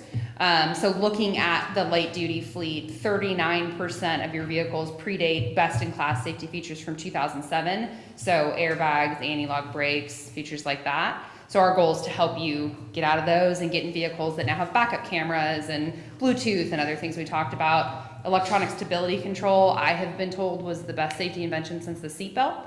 So it essentially keeps your vehicle on 4 tires in slippery conditions, which I imagine you get exposed to a bit up here.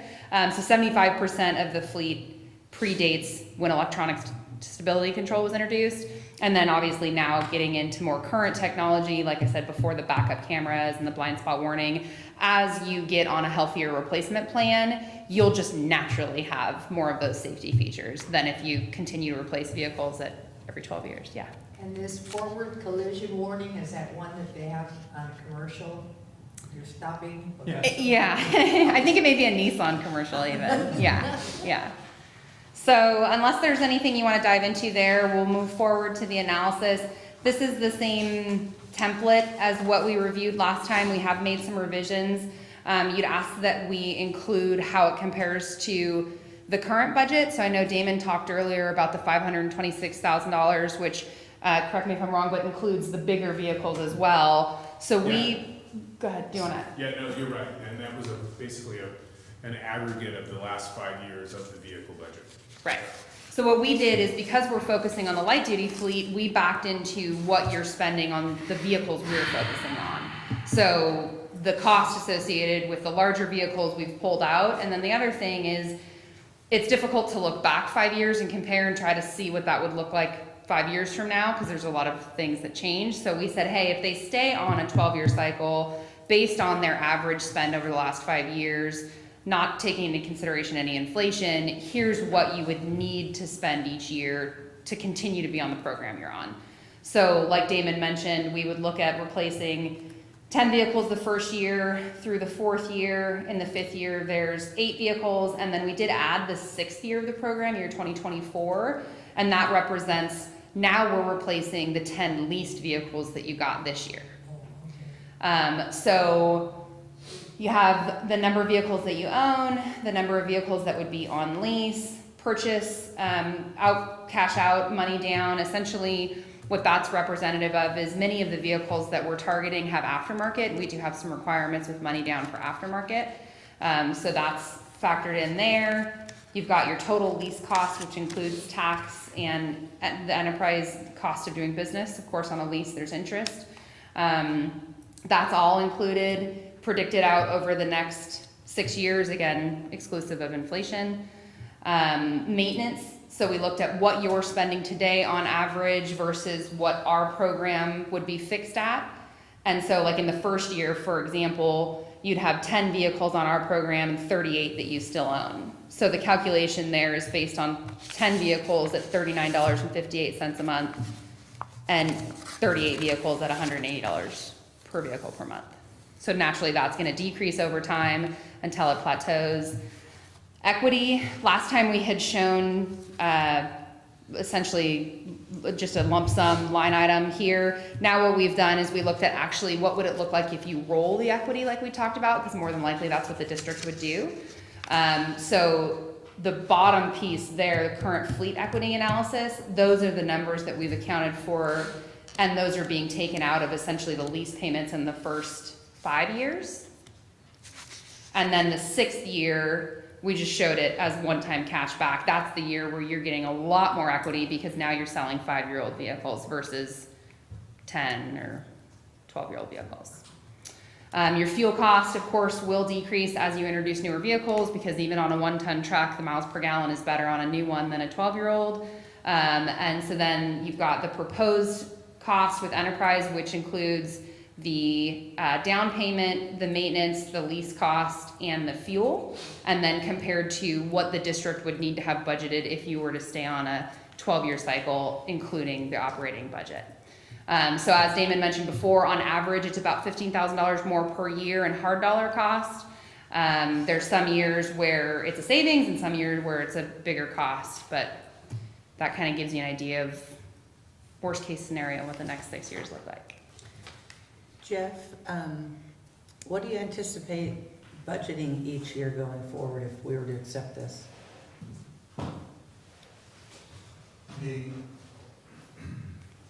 Can you come forward and, Yes. I wanted to grab my paper. you don't have it memorized? You gotta have it memorized. Go back until you have it memorized. On this particular item, I look basically at the lease costs, the down payment costs, and the maintenance costs, and track those over time. Fuel costs, as you know, we are seeing some rises in fuel costs on some, and it's going to take a while to replace our old fleet with a new fleet. So I really didn't look into the cost saving so much on the fuel because that varies also by usage and how quickly we can get out the old vehicles and which vehicles replace. So I basically focused again on the lease, the down payment, and the maintenance costs. Okay. The first year, it's going to cost us a little over $210,000 for this program. And that's what you're proposing in the budget that we'll be looking at pretty soon. That's what I have included in the fiscal year 1920 budget. And that's gonna be for the fleet that we wanna replace. What about? That's the 10 budget for vehicles. The ones we're not replacing, that's an additional line item, right? The ones, Separating that now? well, remember, they're looking at F-350s and below. Right. The only truck that Damon has requested above that is a VACON, which is not going to be part of the program. So there are no other vehicle purchases that we anticipate in 17, in 18, 19. This will be a separate line item, to answer your question. So Yeah. you'll what see I'm the other looking vehicle for cost. Is currently what we budget for purchase, expenses, whatever, and it's been in one line item, I think, and it's been roughly budgeted 500 somewhat. Let me finish. Yeah. And then I want to be able to compare what our new budget's going to look like to what we've been doing in the past. That's kind of what I'm looking for when I asked you what the budgets will be going forward. What we are creating is a separate line item for the lease expenditure, so we will be able to track that. There's also separate line items for current maintenance and a separate line item for fuel. However, purchases of vehicles and equipment is in what we call the capital outlay budget, which is below services and supplies. It's not included in that. It varies from year to year based on available dollars. That's why we have not been able to consistently replace our vehicles. What I can provide to you is a history of the vehicles and their costs that we have done over the years in that capital outlay budget so you can compare. Yeah, and I appreciate that, but that's not what I'm looking for. I want to know, so when somebody says, you guys spent how much? I want to tell them, well, we in the past have budgeted whatever that total dollar is, okay? Whether it's the maintenance, the cost of a new purchase, we budgeted whatever that number is. Introducing this program and still having to pay maintenance repairs on the other ones, whatever that is, I want to see those two totals. That's all I'm looking for. Sure. That's all. Okay, and what I can do to take that a further step is, over the years, I can show historically what we paid for the pertinent expenses for these vehicles. Then I can include in this upcoming year what it would cost to replace 10 vehicles. And again, And that's apples to apples. I can't, that's the only way I know of moving forward to project what our costs are going to be. well, just for the next budget that we're working on, I just want to, I don't see it being difficult. When you give me this stuff, and I appreciate it, and I think it's great broken down, but I really wish I could just say, we spent $1 million, you know, give or take 750,000 every year, we budget for our fleet, whatever it is, purchase, maintenance. Now, this year, we're gonna go ahead and do 800,000, but look what we get for that difference. Right. That's kind of what I wanna see in my head. Understood. If I'm looking at, we average $40,000 a vehicle for a truck. So we get 10 vehicles, that's $400,000 we would include in the budget if we were going to buy 10 vehicles.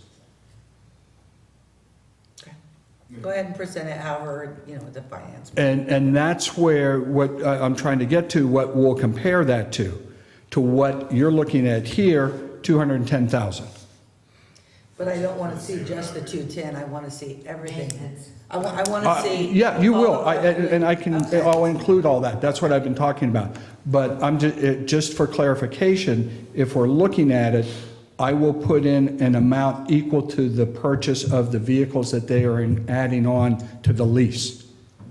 In year one, it's 10 vehicles, years two, it's another 10 vehicles. So you can have that comparison. Okay? If I can add really quick, and it's not crystal clear because to the point is you do incorporate the heavy industrial vehicle fuel and maintenance in the GL line items, but fiscal year 18-19 was 540,000. 180,000 of that was new small fleet. So there were 5 new small fleet vehicles that were proposed to be purchased. The district was able to purchase 1, just simply due to time constraints. So we didn't have staff that were able to go out and obtain 3 quotes and bird dog aftermarket products and come up with a cost and then push it through to purchase. And so we don't have those other ones coming. And then if you were to take an estimate, a conservative estimate out of that 540 for heavy industrial vehicle O&M, I would say you're safe to estimate, and we can give you a detailed account, but just to rough it out in your head, it's safe to estimate about a $400,000 cost vehicle O&M, fuel, and small fleet purchase for fiscal year 18-19. You know, what I think about is when I have a constituent come to me and say, you know, why do you feel that was a good deal? Now, how much did you guys spend? And that's Right. what I mean by, if I could just say, we have budgeted the last 5 years, Mhm. 750, now we're gonna budget 875, 850, whatever that number is, everything combined on our fleet, whether it's large, whether it's small. So guess what, you know, person number 1 who's talking to me, yes, we're spending an extra 50 grand, but look at the benefits we're getting, you know, Right. from safety to new things. That's how I'm gonna have to explain to my customers. I'm not gonna be giving them all these numbers about, Right. well, we only spent 210, because then it gets so much information, it's TMI. Well, so I You know, think that's what I'm yeah. trying to get to, just give me those 2 little bottom numbers, you know? Yeah, well, one key talking point, just simply focusing on, and Jeff touched on this, simply focusing on vehicle purchase alone, is that last year we budgeted 180 for 5. This year he's projecting 220 for 10. And if you were to go out and buy those 10 based on an estimation of 40 grand, you're looking at over 400,000 or so, In 400,000. addition, Damon, that 210, if I'm doing the math correctly, Jeff, you took the 362,000, backed out fuel at 152,000. Right. So that 210, not only does that include the lease cost for 10 brand new vehicles, but that includes maintenance for the entire 48 vehicles. So the 10 new ones and the 38 we didn't replace. Right. So to make it, like you're saying, an easy comparison, Yeah. They would have spent 180 just to buy 5. Right. And so having the breakdown, I could see benefit, but I think when somebody's talking to me, and they Yeah. will, if I could just say that right off the get-go, and then if they want more information, then I can say, well, look, we're paying 210 for 10 vehicles, when we would have only 180 for 5, doesn't include the maintenance, and, you know, then you can go more in-depth. But, Gotcha. you know, Yeah, I mean, this was an attempt to help you guys have a That looks very great. easy roadmap to look at, because looking at the last 5 years isn't a really great way to look at this going forward, because vehicles Yeah. have gotten more expensive, and just based on the peaks and valleys in buying patterns, yeah. if you looked at the last 5 years, you haven't really replaced much. But going forward, the vehicles are gonna make decisions for you guys as far as when they need to be replaced. So that's what we tried to look at, to come up with this model, to give you an easy answer, to say, if a constituent asked you, hey, what we're looking at is, we're anticipating it's gonna be about $15,000 a year more, before we take into account the fact that we're gonna save time and money utilizing our internal resources better to ultimately deliver the constituents a better product. But at that point, they're gonna stop listening to you when you Well, say that's that. why Yeah, I just that's- wanted, yeah. you know, and you can justify pretty easily, let's say it's 75,000, but we got 5 additional cars, we're not, you know, so there's that there, but sometimes like, even when we look at all this information, it's great information, but they're not gonna take the time to look at it. Maybe 2 of them will out of 10, but I was just looking for that quicker number to be able to share, that's all. Well, correct me if I'm wrong, though, I think the 15,000 is Yeah, the number you're that's the looking for. You're gonna add That's what, $15,000 that's per the year to additional budget. cost. But what is my current budget? Well, on So the, the line here, The one today, the budget that we're in today, what is it? What did we budget? so for if, this current but if we're fiscal year? comparing, I think their point is if 540, you're I think. comparing apples to apples, 5, the projected, the projected number is is the more accurate number. Right. And that's where they really put a lot of work into breaking down the different numbers and came up with the $15,000 additional cost per year. right. So that's that $546,000 number, and then add the 15 to that. well, So you could actually estimate right here on, you know, fiscal, or year 19, we're projecting that the budget cost, if we were to be on a 12-year cycle, would be $430,000. And through this enterprise proposal, they're showing 362. Now Jeff has a number that he's pulled out, fuel, which he gave a very good reason for. So you're actually gonna look at a year 1 savings. Excuse me. But you know, as time goes on, the 5-year cycle stays more uniform, closer to the 500,000 mark, as the 12-year kind of dips below, and so over the actual lifetime of the program, it's going to be a cost to the district of about $15,000 a year. But year 1 is an actual savings. So in our fiscal year, we're currently in right now, 18-19, what is our budget? You guys, It was 540 540. something. It was Okay. 540, but you understand the nuance associated with that is that the fuel and maintenance also included heavy industrial vehicles. Mhm. So the new vehicle purchase for small fleet was $180,000, and then fuel and maintenance rolled up equated to 540. Okay. Okay, I'd like to kind of keep this moving on here. We have agenda items after this, so. Yep. Do you have any other comments? No. Comments? I'm very much inclined to support this, Damon, mostly because that you're recommending it, which I will be glad to give you the credit for it.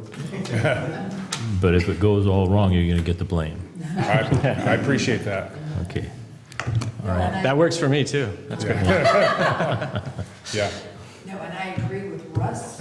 You certainly investigated everything, you answered any of the concerns that we had the last time that we brought it forward.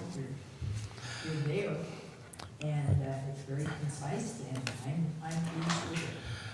Thank you. Okay, there has been a procedure here that we always get a motion and a second before we ask for public comments. I'm going to kind of reverse that. Is there anybody else wishing to? Can I just add one last thing on this? So People are always interrupting me. At least it's not the girls. Right. Just the final point on this is it doesn't impact the structure or the mechanics or the numbers or any of this. There were draft contracts that were included in the agenda packet.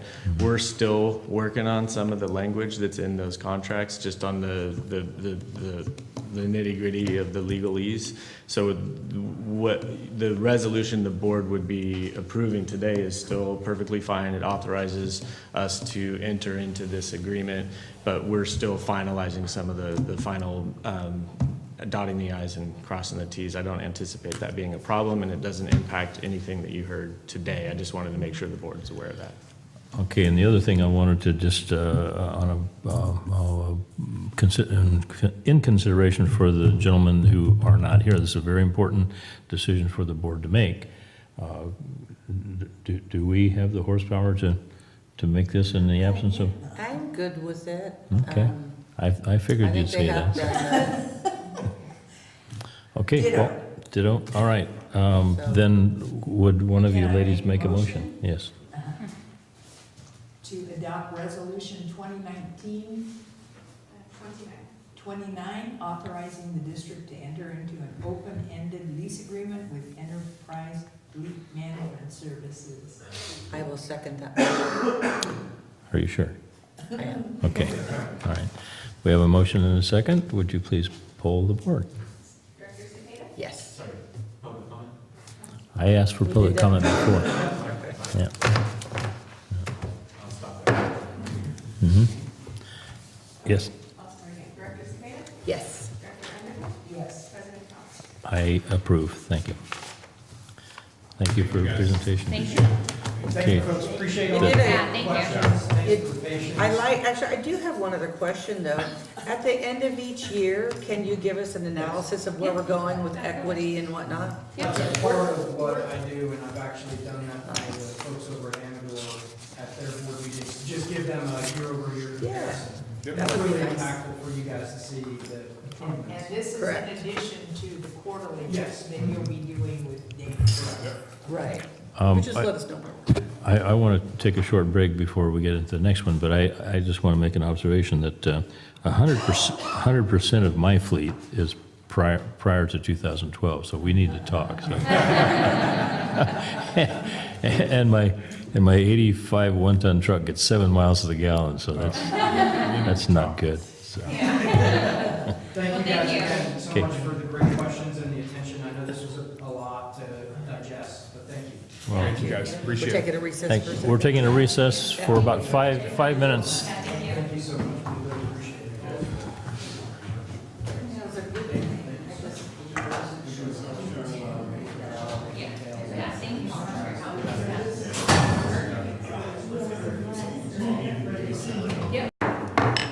We are back in session, and we have arrived at 4B under new business, discussion and action regarding approval or approving a side letter agreement for the management and confidential unit. So Michael, this is your gig. Yeah, 4B and C are intertwined. This is a staff recommendation to sort of realign the management unit. A few years ago, and I think it was mainly prompted by the state's proposed conservation mandate legislation, and an effort in an effort to free up some of Joel's time to be able to focus on that. There was a reorganization that put him into the current position he's in, the external affairs manager, and then add the customer service manager responsibilities to the current HR director, Stacy's position. And I think just in stepping in and kind of taking a fresh look at that, I think we have a need for Stacy to be a full-time HR manager. We mentioned some of the reasons in the staff memo, but there's just a lot going on that I think we're gonna lean on her to help us get through. And I think it also made sense to among a lot of different options that we considered, putting Joel back in that customer service manager role, but with the opportunity hopefully to continue doing some of the important work that he's been doing since he's been here, and then over the last few years with the addition of legislative advocacy and grant writing. So the new structure is described in detail in the agenda packet, and I absolutely want to thank Joel and Stacy both for being really helpful team players in this process, and just in the last few years, being moved around is challenging, and they've stepped into those roles and done a great job, and they're both just assets to the team. So that absolutely needs to be acknowledged. But with that, I think it's relatively straightforward, unless the board has other questions. I have comments, I don't have. Start with her and then come to me. Oh, yeah, because you take longer Here. than I do. I want to be thorough. I wish my board would do this to me, what I do to you guys, quite frankly. No, I've recognized in reading and in watching how our operations have gone, just what, would you call it, an overload for Stacy? And I could certainly understand just sitting in there, when I sit in customer services just for 5 minutes to listen to what's going on, and the fact that she was supervising in addition to taking on the HR spot for, all of these years. And I understand how difficult it was. And with our emphasis on human relations, we do have to have a dedicated person in that position, and with an assistant, because of all of the things that we are going through, the changes that are being made at a state level, all of the new bills that are have been generated. And again, we need that isolated HR person, and I'm so happy that we can do that. Speaking of HR, I'd like to, Cindy and I have talked about it, we'd like to agendize an HR update for one of our next meetings. The finance meeting? No, regular. Because I think it's important for the other HR, directors. customer service? No, just the HR. Oh, find out what all goes on in that department. What changes have been made within the last few years, because I know just from looking at our schedule that our 3 gentlemen on the board took HR, but you're going to have to do it again soon, because you have to do it every 2 years. In looking at when you were last covered, You mean the HR course. the HR course? There's a human resource? Harassment. We don't have- Harassment. Yeah. Oh, harassment. Yeah. Oh, so that's what you're talking about. You lost me. We are talking because we both had to take the harassment training. There's a lot of new changes that took place. Excuse So me, I we used wanted the to wrong ask thing. you, I meant to are say you up on harassment. all those changes? Because there's a lot. Okay, but yeah, we could do that in a finance meeting. Or Well, no, but that doesn't bring in help the other guys, 3 yeah. directors, and I think it's very, very important. Have I offended someone? But it's really No, and we kind of, want to keep it like that. Oh, okay. Yeah, there was. You're not. Yeah. Yeah. So So actually, we'd like to, I think, just agenda. Just an the overview, harassment just in an the overview, HR area. a quick, Just to make sure everybody's aware of the changes that took place. Sorry, you were throwing me off when you were saying. oh, no, when I said HR, I meant harassment. I Okay, forgot. yeah, okay. So if we can do that, but as I say, I'm just very pleased that Stacy will concentrate and have her blinders on, and that's the way it has to be. My next thing is for Joel. And Joel, I am just absolutely thrilled. I'm thrilled with you, and I'm so pleased with what you've been able to do as far as outreach is concerned and getting in on all the legislative affairs and then looking for grants and just this plethora, is that a good word? Plethora of items, and the fact that you will come back and will you be moving your office or no? No, you will stay over there in the corner. Okay, so you don't have to take He's got a pictures long-term down. lease on that. Yeah. But, It's a nice office. yeah, but one of the things that I'm very pleased about is the length of service that we have with our customer rep, our customer assistance personnel in customer service. Those ladies are extremely dedicated, and we have Corinne, for example, who's been there since I've been around and longer, probably. How much service does she have? So that, 16, 17 years. yeah, a long, long time. So the ladies are just so dedicated and so, they just take customer service to their heart, and they'll give it all the attention and give Joel all the support that he needs to take care, or to take care of things, so that when they call him, they know, Joel knows that they have done all of the investigation and they just need some help or some assistance or whatever, and Joel will be able to continue with what he's doing, because I know, for example, we have that conservation that's going to be coming on, driven from a state level that we all have to comply with, and we better be on our toes. But I'm just very pleased that both of Joel and Stacy were eager to take on the new assignment and give it their best shot, and you'll do fine. Yes. My turn. You know I'm gonna have finance stuff, because that just is what it is. But the first thing I wanna ask Joel and Stacy, did you guys look at your job descriptions and you're okay with them? You signed off on them, you're good. Okay. And then on Joel's, the external affairs manager 1 and 2, what is he gonna be? He's been there a couple of years, is he a 2 now? He's 1 now with the path to the 2 that we've talked about. We worked on that together. Okay. And then, under financial considerations, it says there will be no significant increases or decreases. I think it's supposed to say or not. Oh, no, it doesn't matter.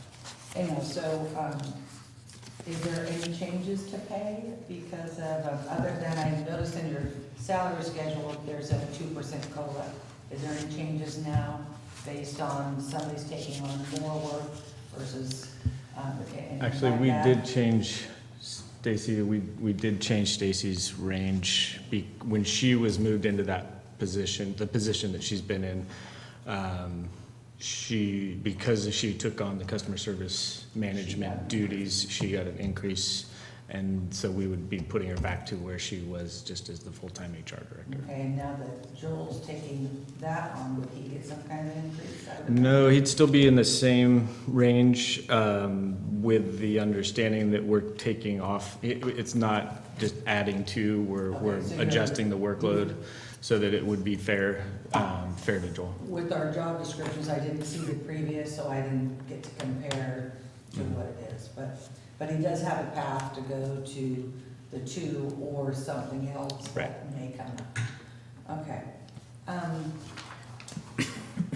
I'm good with all that. Looking at the org chart, that all looks good to me. Looking at the salary proposals, I see that you're putting on a COLA on there. Is this the right time to do this, or is this discussed?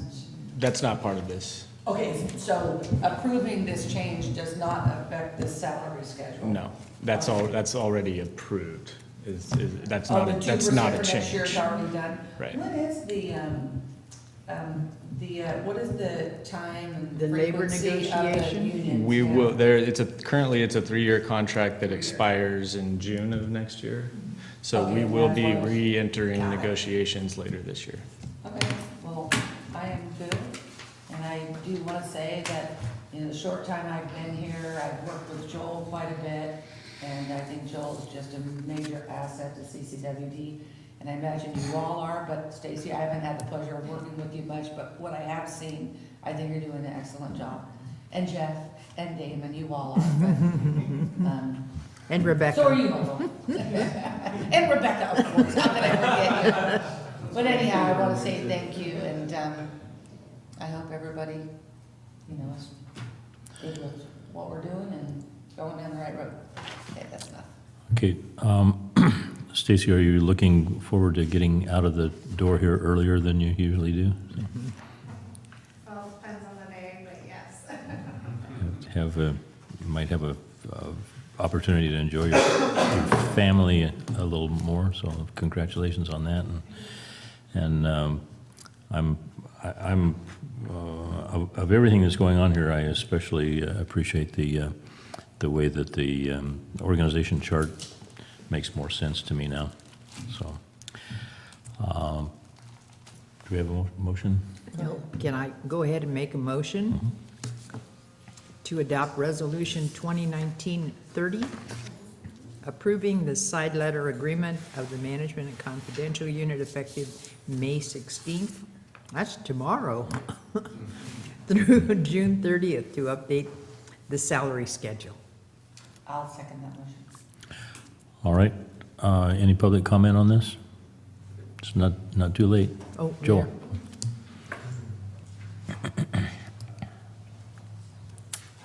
I just want to acknowledge Michael for taking on a tough situation, taking his time and talking to everyone who was involved and hearing people out. And I think this is a good result for the circumstances that we had. So I just want to let you know he really handled this well. So thank you, Michael. Thanks, Mark. Thanks. I appreciate that. Thank you. It is a tough thing to really wade into and try to understand. One of the things I learned was just how much the customer service department does. I think there's sometimes a misperception that they're just answering phones, but they really have tentacles in all of the different departments.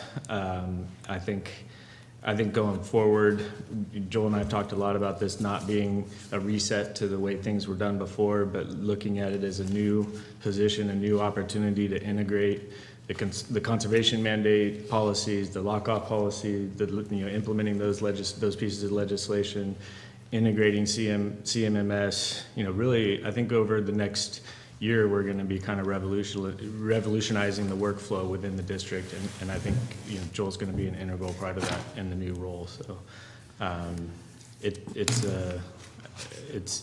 a tough challenge, but I think at the end of the day, I think an exciting opportunity.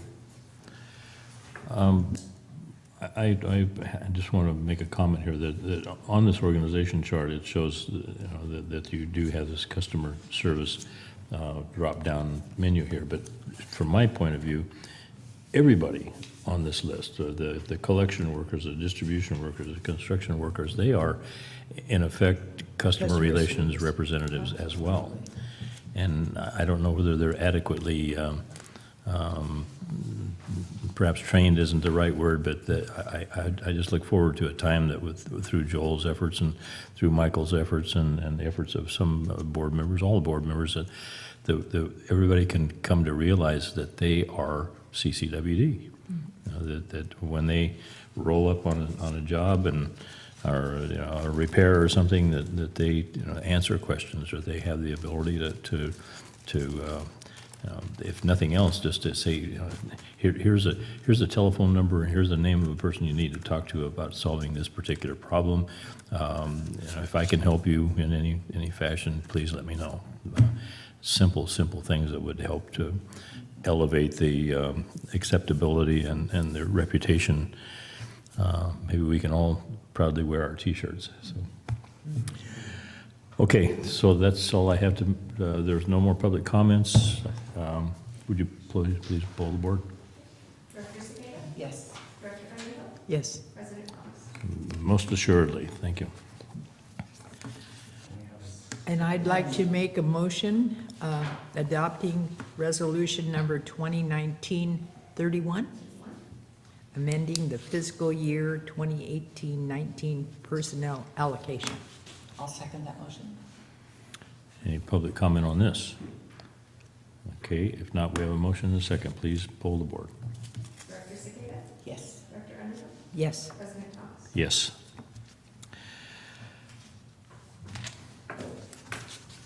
Nothing added to the agenda. Okay, we have reports. Operations Department. Damon, you're on.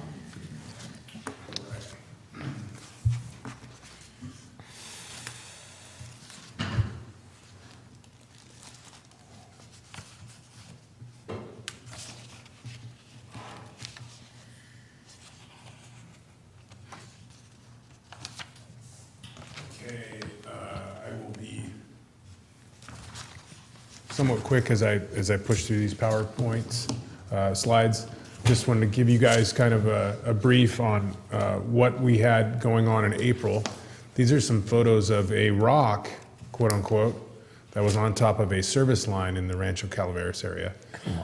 Excuse me. So as we Laying it across the top of it? Yeah, so as we pinpointed this polypropylene, Down somehow. yeah, this plastic service line that we had to repair, we actually had to call out the construction crew, and our large excavator was charged with the task of removing the large rock so that we could replace the service line. So when you hear discussions about our service lines are backfilled in native soil, quote unquote, they're also backfilled in large rocks at times. Do you know what kind of rock that is? You know, I don't. That's a basaltic a column that came from about 100 miles away. Yeah, it surprises me how I ended up on top of our service line in the trench, but it was there. Well, I remember reading about some of those things being scattered around over in the Rancho area. Oh, really? Save it. Yeah, it should go out here in the plant. Yeah, exactly. Yes. It wasn't the gold nugget because the construction crew came back to work. Yes. Yeah. Right, yeah. And here's another one off the shoulder of the road. You can see in the image on the right that there was a repair clamp and then a new corporation stop installed on the service line. But I chose this picture because it illustrates how a small service line leak under high pressure can create quite the chasm underneath the roadway. So So the roadway collapsed into that? it did not collapse, it actually held up, but there was quite a hole created that our staff then has to backfill with base rock. Incidentally, through the month of April, the Rancho crew repaired approximately 30 service line leaks. Yeah, quite a bit. And so here's some depictions of CAL FIRE worked with CCWD staff, distribution crew staff up at White Pines Lake to remove a large portion of the bark beetle trees. Really did a great job in eliminating some of the fire risk up there. You know, White Pines was quite inundated with the bark beetle, so this was a really good work effort that occurred in April. And so another one, this is Huckleberry Lift Station in the Rancho area. The picture on the right, you see a collections crew member and a construction crew member, and what they're doing is they're bolting that section of pipe up from that red valve over to where their heads are. And what used to exist there is a 6-inch restriction. So the pipe is 10-inch on both sides, and then it necked down to 6 inches. And so this is the outlet of the sewage pumps to the wastewater treatment plant.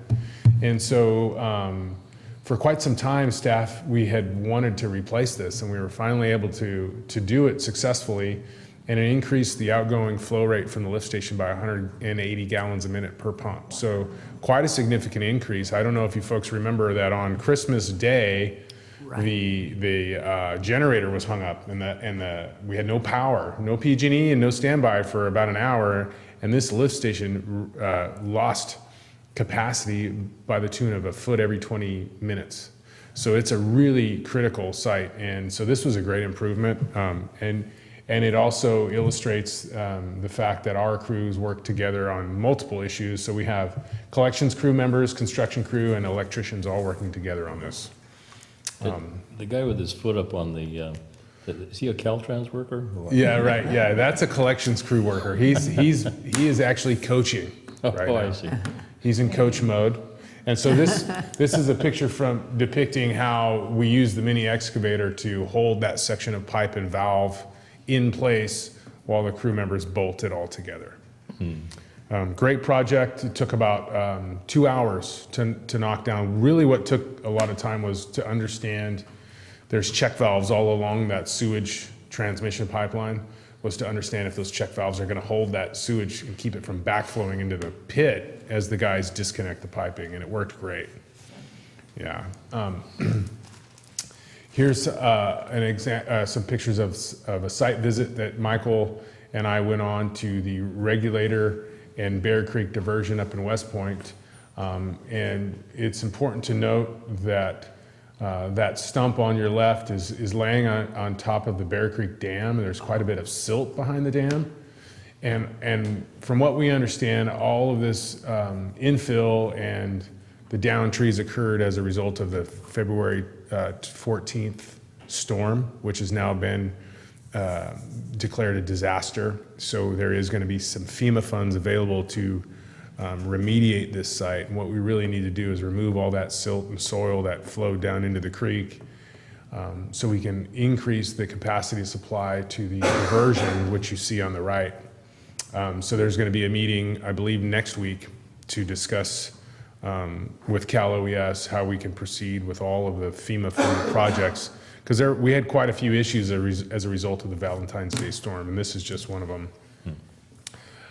These are images touching upon some of the work effort that staff have been doing as a result of taste and odor. This is the regulating reservoir in West Point, and mechanical staff have been out in the reservoir itself on the small boat and working to replace the diffusers on the aerators, which you see on the right, to some diffusers that actually push more fine bubbles. So the thought is let's try to recirculate that oxygen and try to turn that reservoir over more quickly.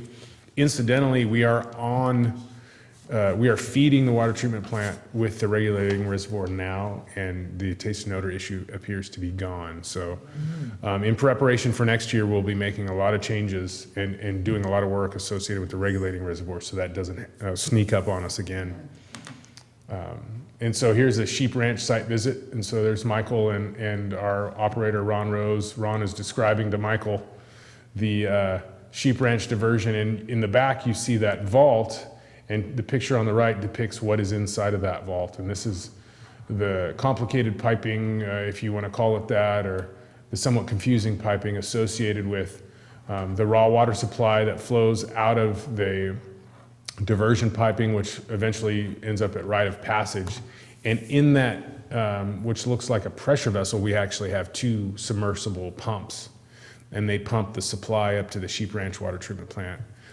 This is a total flow of about 30 gallons a minute. And you know, there's been a lot of conversation and contemplation associated with this pump station and fire risk for the folks in Sheep Ranch, and Michael has been working closely with Chief Stone to determine what's the best application for some of the Butte fire money that they received to address fire-related issues for them in the future. And it's just important to note that, you know, this is a small facility that has a very small customer base, but at the same time, it does need attention. They get their water from a well, or do you? No, where do at they White get their- Pines. White Pines Oh, Lake. really? I didn't Yeah, yeah, by diversion, by ditch, and then it flows into a pipeline, Is and then that- we draw off of that supply at that location. And what type of ditch or flume is that? It's not a flume, it's the small diversion dam in a creek below White Pines Lake. Yeah, yeah. And we have how many customers? I don't know offhand. No, 48. 48. 48 customers, but to the point though, it's an area that, as we all know, has burned a couple of times Right. in recent, you know, the last few decades. So fire protection is a huge concern out there. And the current system is not adequate to really maintain fire flow. Yeah, 30 gallon a minute flow, as you all can Right. imagine, is not really going to get us far in the midst of a wildfire. Here's a picture of the water treatment facility and some of the piping inside. As you can see, it does need some TLC. It's quite old. Here's the picture on your left is a somewhat a pulled back image of the inside of the treatment building. Image on your right is a picture of the tank. And you can see that there's been some corrosion issues associated with the tank. There's kind of a better picture of the tank itself, and on the right is a pile of eroded metal that came out of the tank during the last cleaning. So this is a site that, while it only serves 48 customers, it is in some disrepair, and the district's going to need to contemplate ways to either, provide Sheep Ranch with a different source of supply or upgrade these facilities cost effectively. Michael, do you think we can consider Sheep Ranch as the Highway 4 corridor? They're kind of in between. I'm not sure whose district it falls into, actually. I think it's, It's my district. Oh, okay. yeah, But I'm wondering, is that the Highway 4 corridor? in the plans So- for Highway 4. Yeah, well, I'm thinking of our IRWM, the T-stand one, because we have so much. Yes. Yeah, there's that a would lot be, of right. Opportunity grants maybe that we should be looking at, Mm-hmm. and especially with the fire suppression right now. That is in the disadvantage Stanislaus watershed. involvement. It's in the Stanislaus watershed. Yes. No, actually, it's currently in UMRA. Oh, it is? It is, and we have projects to upgrade the plant and treatment, and they are included in the plan. However, we've tried, with 48 customers, it's a rather expensive project, so we tried to identify it as a disadvantaged community. We've done several outreach. Oh, right. I believe Joel was out there, Peter was out there. We have less than cooperative homeowners out there who do not want to provide the information necessary to a third party to designate a disadvantaged community. We've done it several occasions. And I'm mistaken, that's the Calaveras watershed, so it's in the MAC Okay. Yeah. RWM, which is relatively inactive. Yeah, and that's the unfortunate thing. They even went out, Jesse and Peter went out to a local event to try to get people to submit, because you have to have a certain number of people submit financial information, and they did not want to do so. You know, I know people that live there, and I even campaigned out there. I might be able to put you in touch with somebody that might be able to go out and get the information for us, especially if it would ultimately help them upgrading their system. So we can talk Yeah. afterwards if you want. It has to be a designated third party who administers this survey. So we have to hire a consultant who is well-versed in this, and there's a process, but they may find your assistance and the individuals you have great to work with that, or work with the. Get the yes. word out, Person yeah. Say, hey, this is all we're doing it for, and let her, working with that consultant, get what I need. And I think that might work. Any help would be greatly appreciated, because we were very frustrated over the last several attempts at this, because we know it's such a great project, but you have to have the local homeowners involved in it, because right now, as far as the feds are concerned, it is not disadvantaged. So we have to prove You have to have otherwise. you have to have their buy-in Yeah. completely. And so the kind of information you're looking for is how many people live there, what kind of income, what else might there be? It's median household income. Yeah. Income is really it. It's income, No matter yes. how many people are there?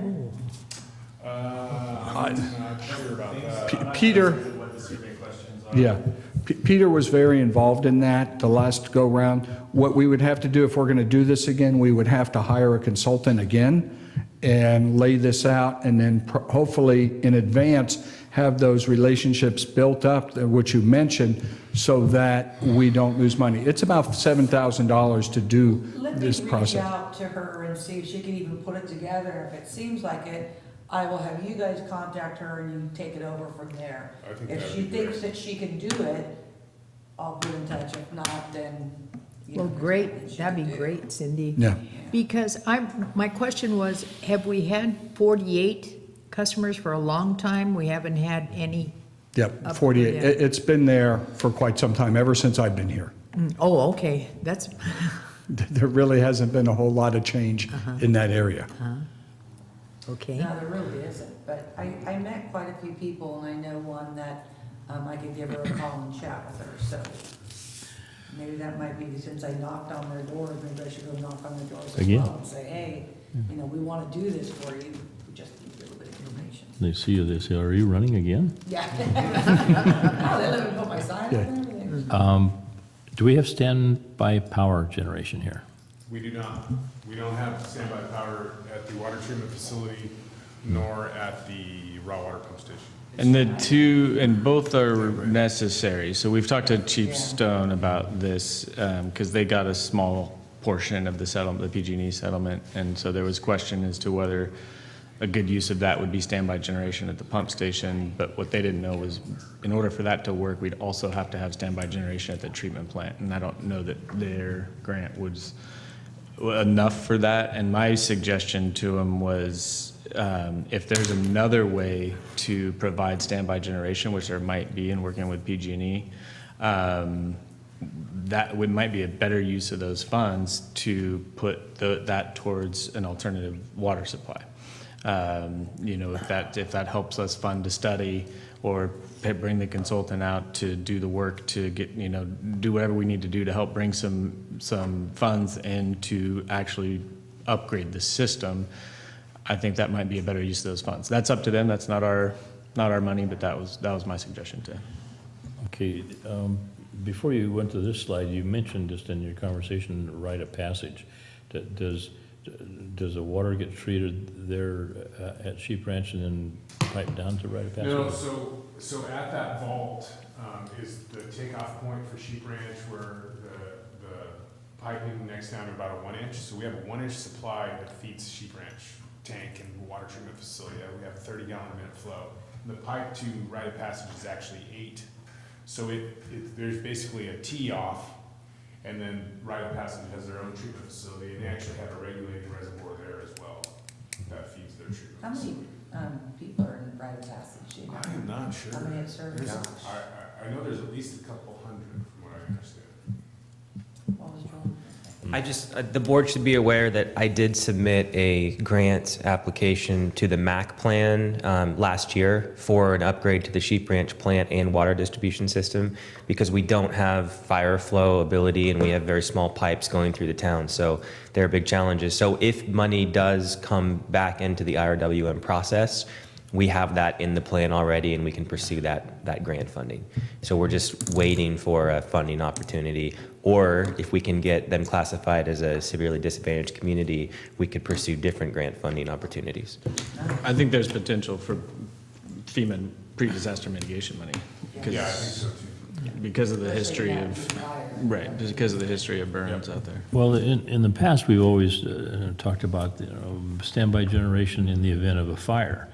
After going to the Aqua Conference, I think our larger focus should be on standby generation, because PG&E is going to shut down for 4 days. Yep. Right. And that's part of the discussion we've had with the fire chief out there. They have an agreement in Railroad Flat with PG&E to provide power generation to the facility there in the event of a public safety power shutoff.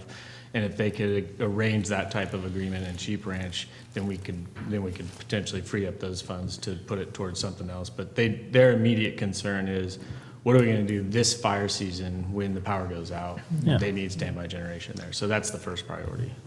Okay. Speaking of PG&E outage, I know that came up in the engineering committee, and I just happened to be reading the Chronicle yesterday. They have a full-page ad, or, informational thing. What is the public safety power shutoff? And I think that this is so timely, and it should really come down to all of us.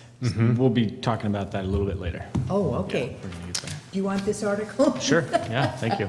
Thank you, Jeff and Joel, for jumping in on the Sheep Ranch conversation as well. So just to give you a final picture of, this was a fire hydrant that was knocked over during a car accident off Highway 26 near Nove Way near the Valley Springs area. So I just wanted to point this out because, district staff are always prepped and ready to respond pretty much at any day or any time of day. So Yes. this is just one of those items that happened in April that, water blowing everywhere, and we were able to go out and isolate it and incidentally reestablish the fire hydrant within a couple weeks. So thank you. Wonderful. Do Thank we- you so do we much. have- Do we have a policy in place? I'm seeing that car knocking over the fire hydrant. Years ago, I did a job in Folsom, a little tiny planter thing, and we were wrapping up and loading up, and I watched one of my employees drive a forklift over a fire hydrant. And where I'm getting this policy, within 10 minutes, there were 20 trucks parked on the street, and every one of those trucks and their manpower got charged to my insurance company. So, I mean, we need to focus on that. So we provided the work effort and the hours in the police report, and so we anticipate getting all that information back. Yep, and absolutely going towards. But we only had one truck there. We should have had, Yeah, well, 10 or- right. That's 10 or 15. That's a true contractor's objective, right there. We should have backhoe there. Yeah. Grader. Yeah. Yes, I completely agree.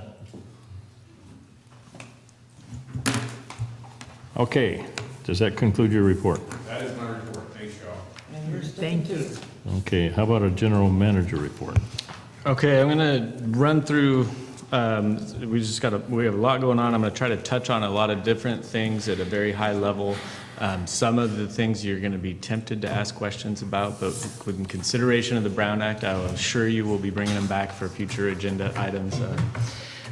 You can still ask some questions, but I'm gonna just giving you that heads up. First, I just want to mention the Aqua Conference that several of us were at last week.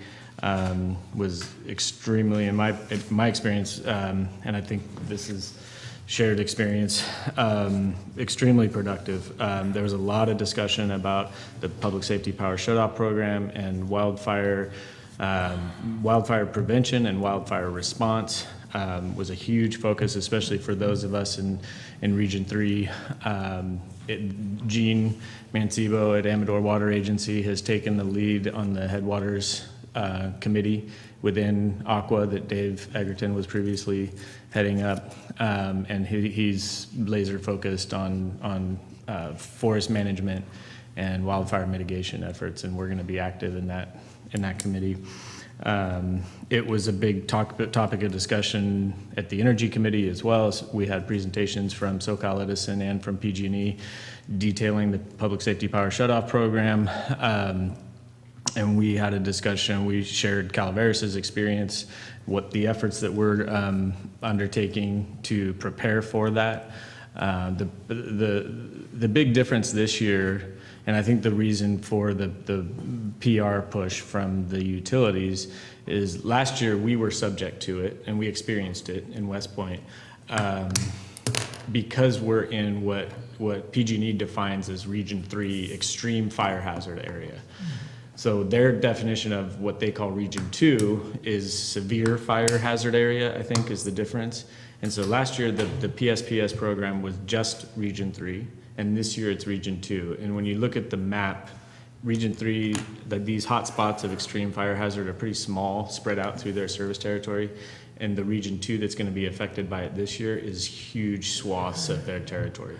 So a lot more people, a lot more public agencies, water agencies are going to be affected by it this year than they were last year. And we're also hearing at the same time from PG&E, those shutoffs are going to be more frequent and for longer duration.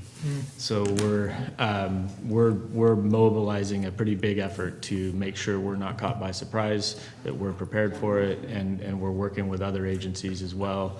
And then we're also, with the Energy Committee, preparing, that came out of that, the last committee meeting at the conference was other agencies saying, hey, can we set up a webinar to get more in detail in terms of what steps we should be taking to prepare the Region 2 agencies. So a big effort on that front right now.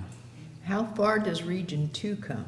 Well, it's not necessarily a region the way that we think of regions. It's just, it's almost like tiers of fire hazard is the way to think of it. So they've just identified the extreme fire hazard areas and its little pockets throughout their service territory, and then the severe fire hazard area, which is just huge swaths of it. Oh, okay. So it's a much bigger impact this year. And we'll be able to see what's, who's involved in the webinar, or do you have maps, or? We can have those maps available on the webinar. Yeah, we're involved in organizing. Just getting it together at this point. Yeah. Uh-huh. So that was a huge effort. We had the Headwaters Committee meeting there. We had, that was a big part of the discussion in the Energy Committee. It was a big part of the discussion in the Region 3 Committee, or the Region 3 Board meeting. The Region 3 program that was put on focused on this issue. It was just a really important discussion that's happening, I think, among the water agencies. So it was great for us to be there, be a part of it. A difference for me, Aqua is always a productive and valuable experience. The difference for me this year is the different, just all the different interactions that CCWD has with other regulatory agencies, with other water agencies.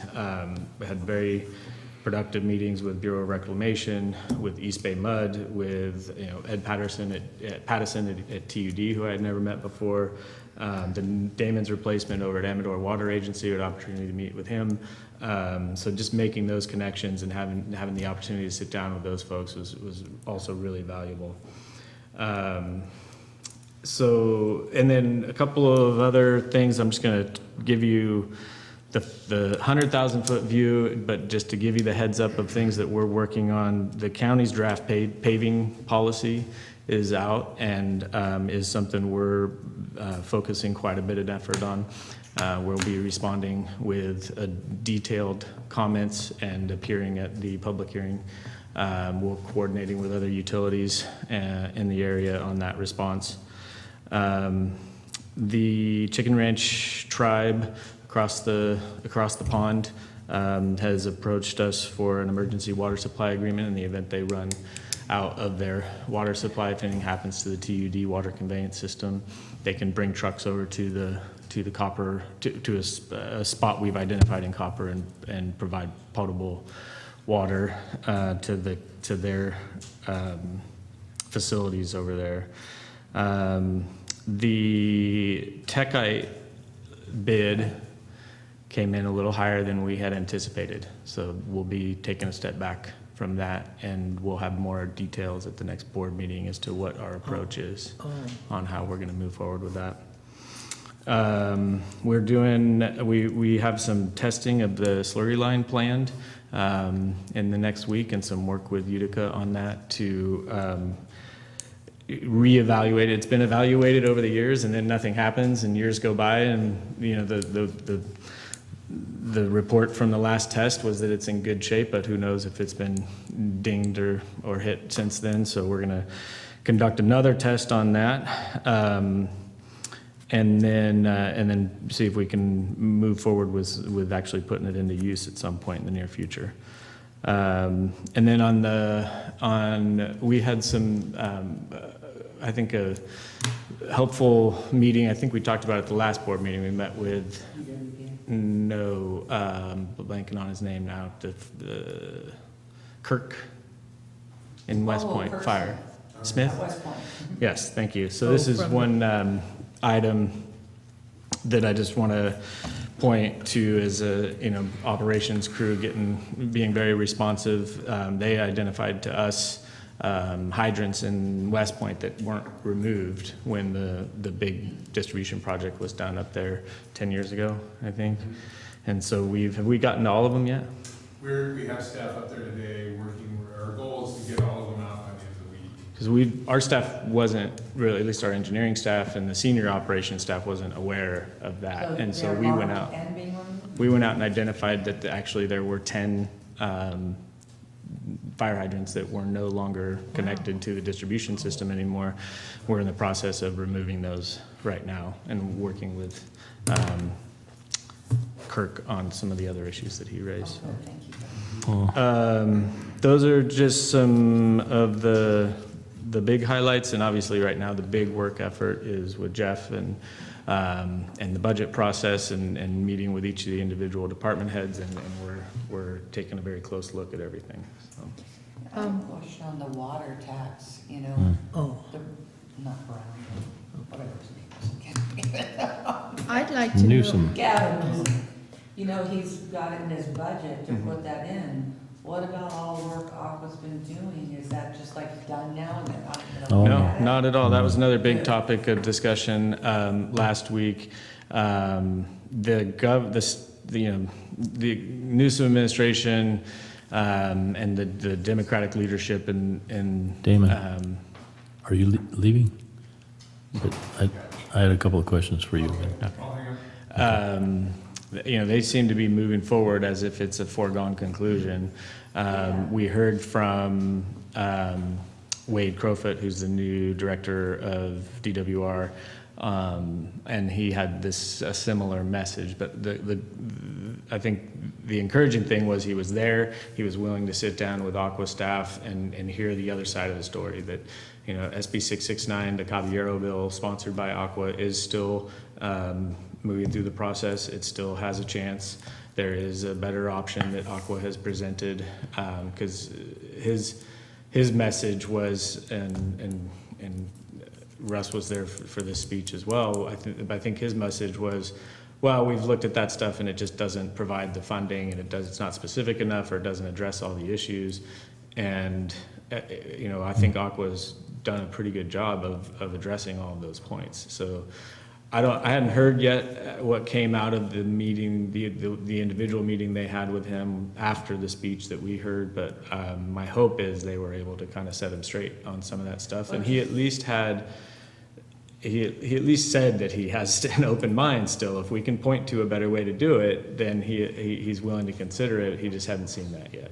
It just seems on the news, they're talking about, it has to clear some legislative stuff, but it's in the budget. It's in the budget trailer bill. Yes. Yeah. So it's still a big concern, and it depends on who you talk to. There's some people that are still hopeful, and Aqua's not gonna, it's still Aqua's top priority. They're not gonna back off on it. But there's other folks that say, oh, it's already a done deal. I hope that's not the case. Well, we had an opportunity to talk at the Region 3 meeting with Dave Egerton, which incidentally, Scott Ratterman walked up to Dave and said, "Are you still working for Aqua?" Why did he say that? Just to josh him a little bit. He jumps around jobs, so anyway. But anyway, Dave is really very highly appreciated there. But the point of what I'm saying is it was important to me to know that Aqua's discussion with Crowfoot, is that the way you pronounce his name, Crowfoot, was fully addressing the fact that collecting the tax is going to cost four times more than the tax that we're going to collect. Yeah. And Crowfoot made one comment there that he said, really, if you're below a certain threshold as far as your earnings and stuff, 200% of the minimum, what do they call that? The poverty level or whatever. Poverty line. That you wouldn't pay the tax anyway. Well, I was thinking, I'm Social Security and CCWD. I'm there. I don't have to pay it. But how do we track all that? You don't have that information currently, so it would be a huge. Well, there's potentially ways to piggyback on other programs that have that information, but it would be new to us. It would be a challenge for us. Nightmare. Okay. I do have a question about who's the chair of Region 3 now? Josh. Same. The Region 3 board has not changed with the exception of Dave Egerton's vacancy. So Josh Alpine, Placer County Water Agency, is the chair. Oh, and okay. Shannon He's Catula, still there. Shannon Okay, Catula is the great. vice chair, and Steve Palmer from Georgetown Public Utility District replaced Dave, and Steve's great. Great. Okay, what I wanted you to stick around for was, of all this discussion about coverage of standby power and those issues, has anybody turned on this generator out here? Oh, yeah. Yeah, Okay, it exercised yesterday. okay, good. Yeah, Do so you it just actually, turn it on, or do you shut the power off to the building to make sure it turns on by itself? well, it automatically kicks on a schedule. I'm not sure if that generator transfers load, automatic load from the administrative building to the generator. It could be sized small enough, it's 100 kW, that it's not a concern for what they call wet stacking. Oftentimes, if you just cycle the generator on every week and don't actually put a load on it, it can have a negative impact, and they call that wet stacking. I don't believe this one runs on a load. But if I can add to that, you know, one of the conversations we talked about in the engineering committee in the past was a generator utilization chart. And now, you know, Michael and I have been discussing at length, this is turning into more of a manual for the district of basically approaches via what-if scenarios for the greatest, basically worst-case scenarios that could occur if we are in the midst of the public safety power shutoff program. If we're at day 5 and a wildfire occurs, or if a fuel spill occurs, or if access is prohibited to one of our areas, we are looking at it now really comprehensively to understand how the district can address anything that may come up as a result of the planned power shutdowns.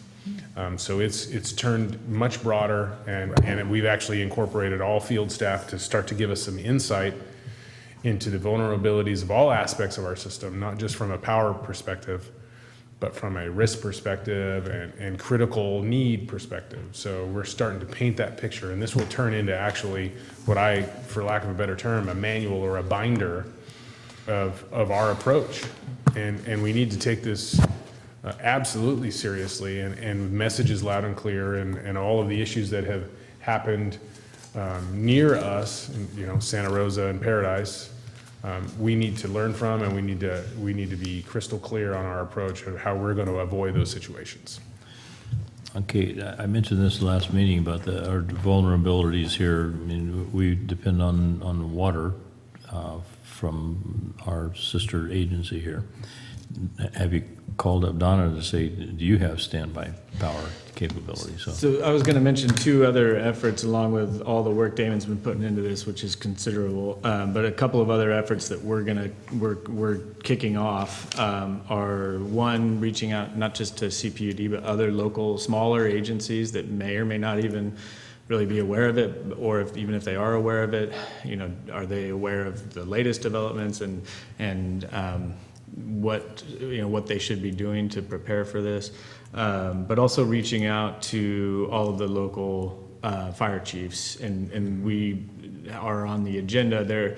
We just learned there's a Calaveras Fire Chiefs meeting monthly that Joel got us on the agenda next month. So we're going to be make sure that we're regularly coordinating with all the fire chiefs on what our vulnerabilities are, what our capabilities are, what their needs are, how we can work together to address fire risk. I think that's going to be an important part of the effort going forward as well. And so, as Damon said, it really needs to be a really comprehensive effort to make sure we're doing everything we possibly can to prepare, be resilient, and help mitigate wildfire risk. Because I'd like to know, were we part of the fire safe meeting or the fire meeting up in Ebbets Pass? The Fire Safe Council up there? Well, it was just a meeting of the community on May the 4th. Not that I'm aware of. Okay, so, because we want to, be there for those kinds of meetings, so we'll know what's happening on a local level. Yep. I think the meeting with the fire chiefs is gonna be the beginning of a long relationship Oh, okay, and okay. attendance to these meetings regularly. 100K generator. That's gotta be a $75,000 piece of equipment, so. You can, this is a Kohler generator, it could be. I've purchased 100 kW Doosan's, actually 102 kW for 52K in the past. But when you incorporate automatic transfer switch, fuel tank, slab, yeah, you're about, What's probably the about fuel 100 grand. source on this one? That's diesel. Diesel. All of ours are diesel. We have maybe 1 or 2 propane, which would be near an elementary school or, This one could have been on natural gas. yep, Yeah, interesting. yep. Okay, how are we gonna pay for a couple of $50,000? Well, so that's part of our conversation this afternoon is I have requested in capital outlay a couple additional trailer mounted generators. And we're getting into the next board meeting's agenda here. Yeah. Well, just asking a But question. yeah, I mean, We're definitely wrestling with these issues. We'll Yep. have detailed responses in the budget Can presentation. I call into that one? So yeah. Oh, that's right, you won't be here. Oh, well, you'll just never know. I'll put a sign on my door down in Mississippi and say, if you wanna come to this meeting, you can be here. So, Yeah, There you go. exactly. okay. All right, but I know that you just said, don't talk about that, but I'm just thinking out loud here. I would never say that to you, Russ. Disaster funds, grants and stuff have been available and will be available. So this need for all this capital outlay, it can be traced back to some disasters. So does that open up an opportunity for Joel or you or Michael to, to go after some grant program that's, For DAC probably, and just for reliable water supply maybe. We've had those discussions and we're exploring all options. Okay. Absolutely. And we're looking at, through Cal OES, through SRF, I mean, all the different avenues. There's the Carl Moyer Assistance Program. Some of those programs do not address issues associated with existing infrastructure, like namely fire hydrants. We have looked at that in the past, but, by all means, we're going to take advantage of those opportunities. okay, and you mentioned the slurry line. I keep thinking about the possibilities that the slurry line could qualify for some fire mitigation funds as well, if we had fill stations along. Yeah, along that's that a great point. that Yeah. line. Yep. So it would require some tanks, of course, but, okay. Do we have a new OES? Not that I'm aware of. They're probably Not still shopping that position. Yeah, Chad Cossey is the assistant who's currently working as the interim. Was he below Michelle? Yep. Oh, okay. He was then we below know Michelle. him. She actually had recruited him from, I think, Los Angeles County, and to come up and work for her. Very, very sharp. He's Yeah. he's sharp as she was great, and he's great as well. Okay, we talked about scheduling something for future agenda items. I don't know where to put this. It can't be until June or so when I get back. But I'd like just a general feedback of information about what's going on with the red flags and stuff out here on the adjacent property. That might be a closed session real estate type of discussion. Okay. My comment? Yes. I just want to state that there's no IRWM meeting this month. It would have been this afternoon. They canceled both the JPA and the WAC. Also, let you know that Murphy Sanitary District joined the Mountain Counties Water Resources Association. We did not do Aqua. It was still pretty expensive. But for right now, in fact, John just sent down an email welcoming new members, and I just saw it. So that's kind of cool, so we're excited to be part of that. And then, if for at some point agenda items, if we could agendize some type of a customer service program that you and I talked about. Something along those lines. And then also, we still need to Get together and determine, you know, what our expectations and goals for Michael is, if that's something in June or July or whatever. I just didn't want it to get forgotten. Yeah, I've had some conversations with Michael about scheduling a retreat at some point. Consensus is that we would have to have it be a public meeting and stuff, and I don't have any objection to that, but it just needs to be someplace other than here so we can sit around a table. Yeah, table and have it a little less Yeah. formal. Okay. Well, can we, like for Michael's, you know, wouldn't that be done in a closed session? Probably, Yeah. depends on how we want to structure it, but Yeah. That's under general manager evaluation, so. And usually what that is 6 months, so that we're looking at August. But I think we need to be a little bit better prepared, so Yeah. he's, you know, knows what's expected, and we can give him raise and all the other good stuff. Who said anything about that? Okay, Bertha, did you have anything to report out on? I already did, You did? yeah. Okay. All right, the Aqua meeting was, like Michael said, very enjoyable. Heard some good things and some bad things, you know, that the attitude of these government appointees, rah, rah, rah. Just trust us, folks. So. Okay, we have... Excuse me, I forgot to report out, and I'm wearing my thing because, you know, I did have a head injury, 3 staples in my head, and I got those removed last Friday. But the reason the scarf is because I haven't had a chance to dye my hair. So, Huh, You look adorable. you because dye, I can't put any, you dye your hair? I never knew that. oh, well, that's not for, oh, sorry. Jeff, we Okay. have somebody out there. I just wanted to remind the board that there's a finance committee meeting 9 o'clock, Tuesday morning. right. 9 a.m. Okay, next board meeting, I will not be at the May 29th meeting, but I will be back here for the one on the 12th, so. Bertha, you're gonna have to be swinging the gavel. Okay, A reminder, there'll also be a meeting on June 13th. right, the budget workshop. Okay, good. I'm gonna be out of town, not available from June 15th and not available until the 24th. So thank you for scheduling the 13th. And at this point, President Thomas, we're not planning on an engineering committee meeting the first week of June unless something comes up that we really need to add to the agenda, but that's the plan at this point. Okay, I'll be sure to talk to Alicia and tell her what my schedule is, because I won't be back until the 5th. I think if we were going to schedule, we had talked about making it on the 7th if we need one, but at this point, I don't think we're planning on it. And Russ, What time is the budget what time period will you be gone?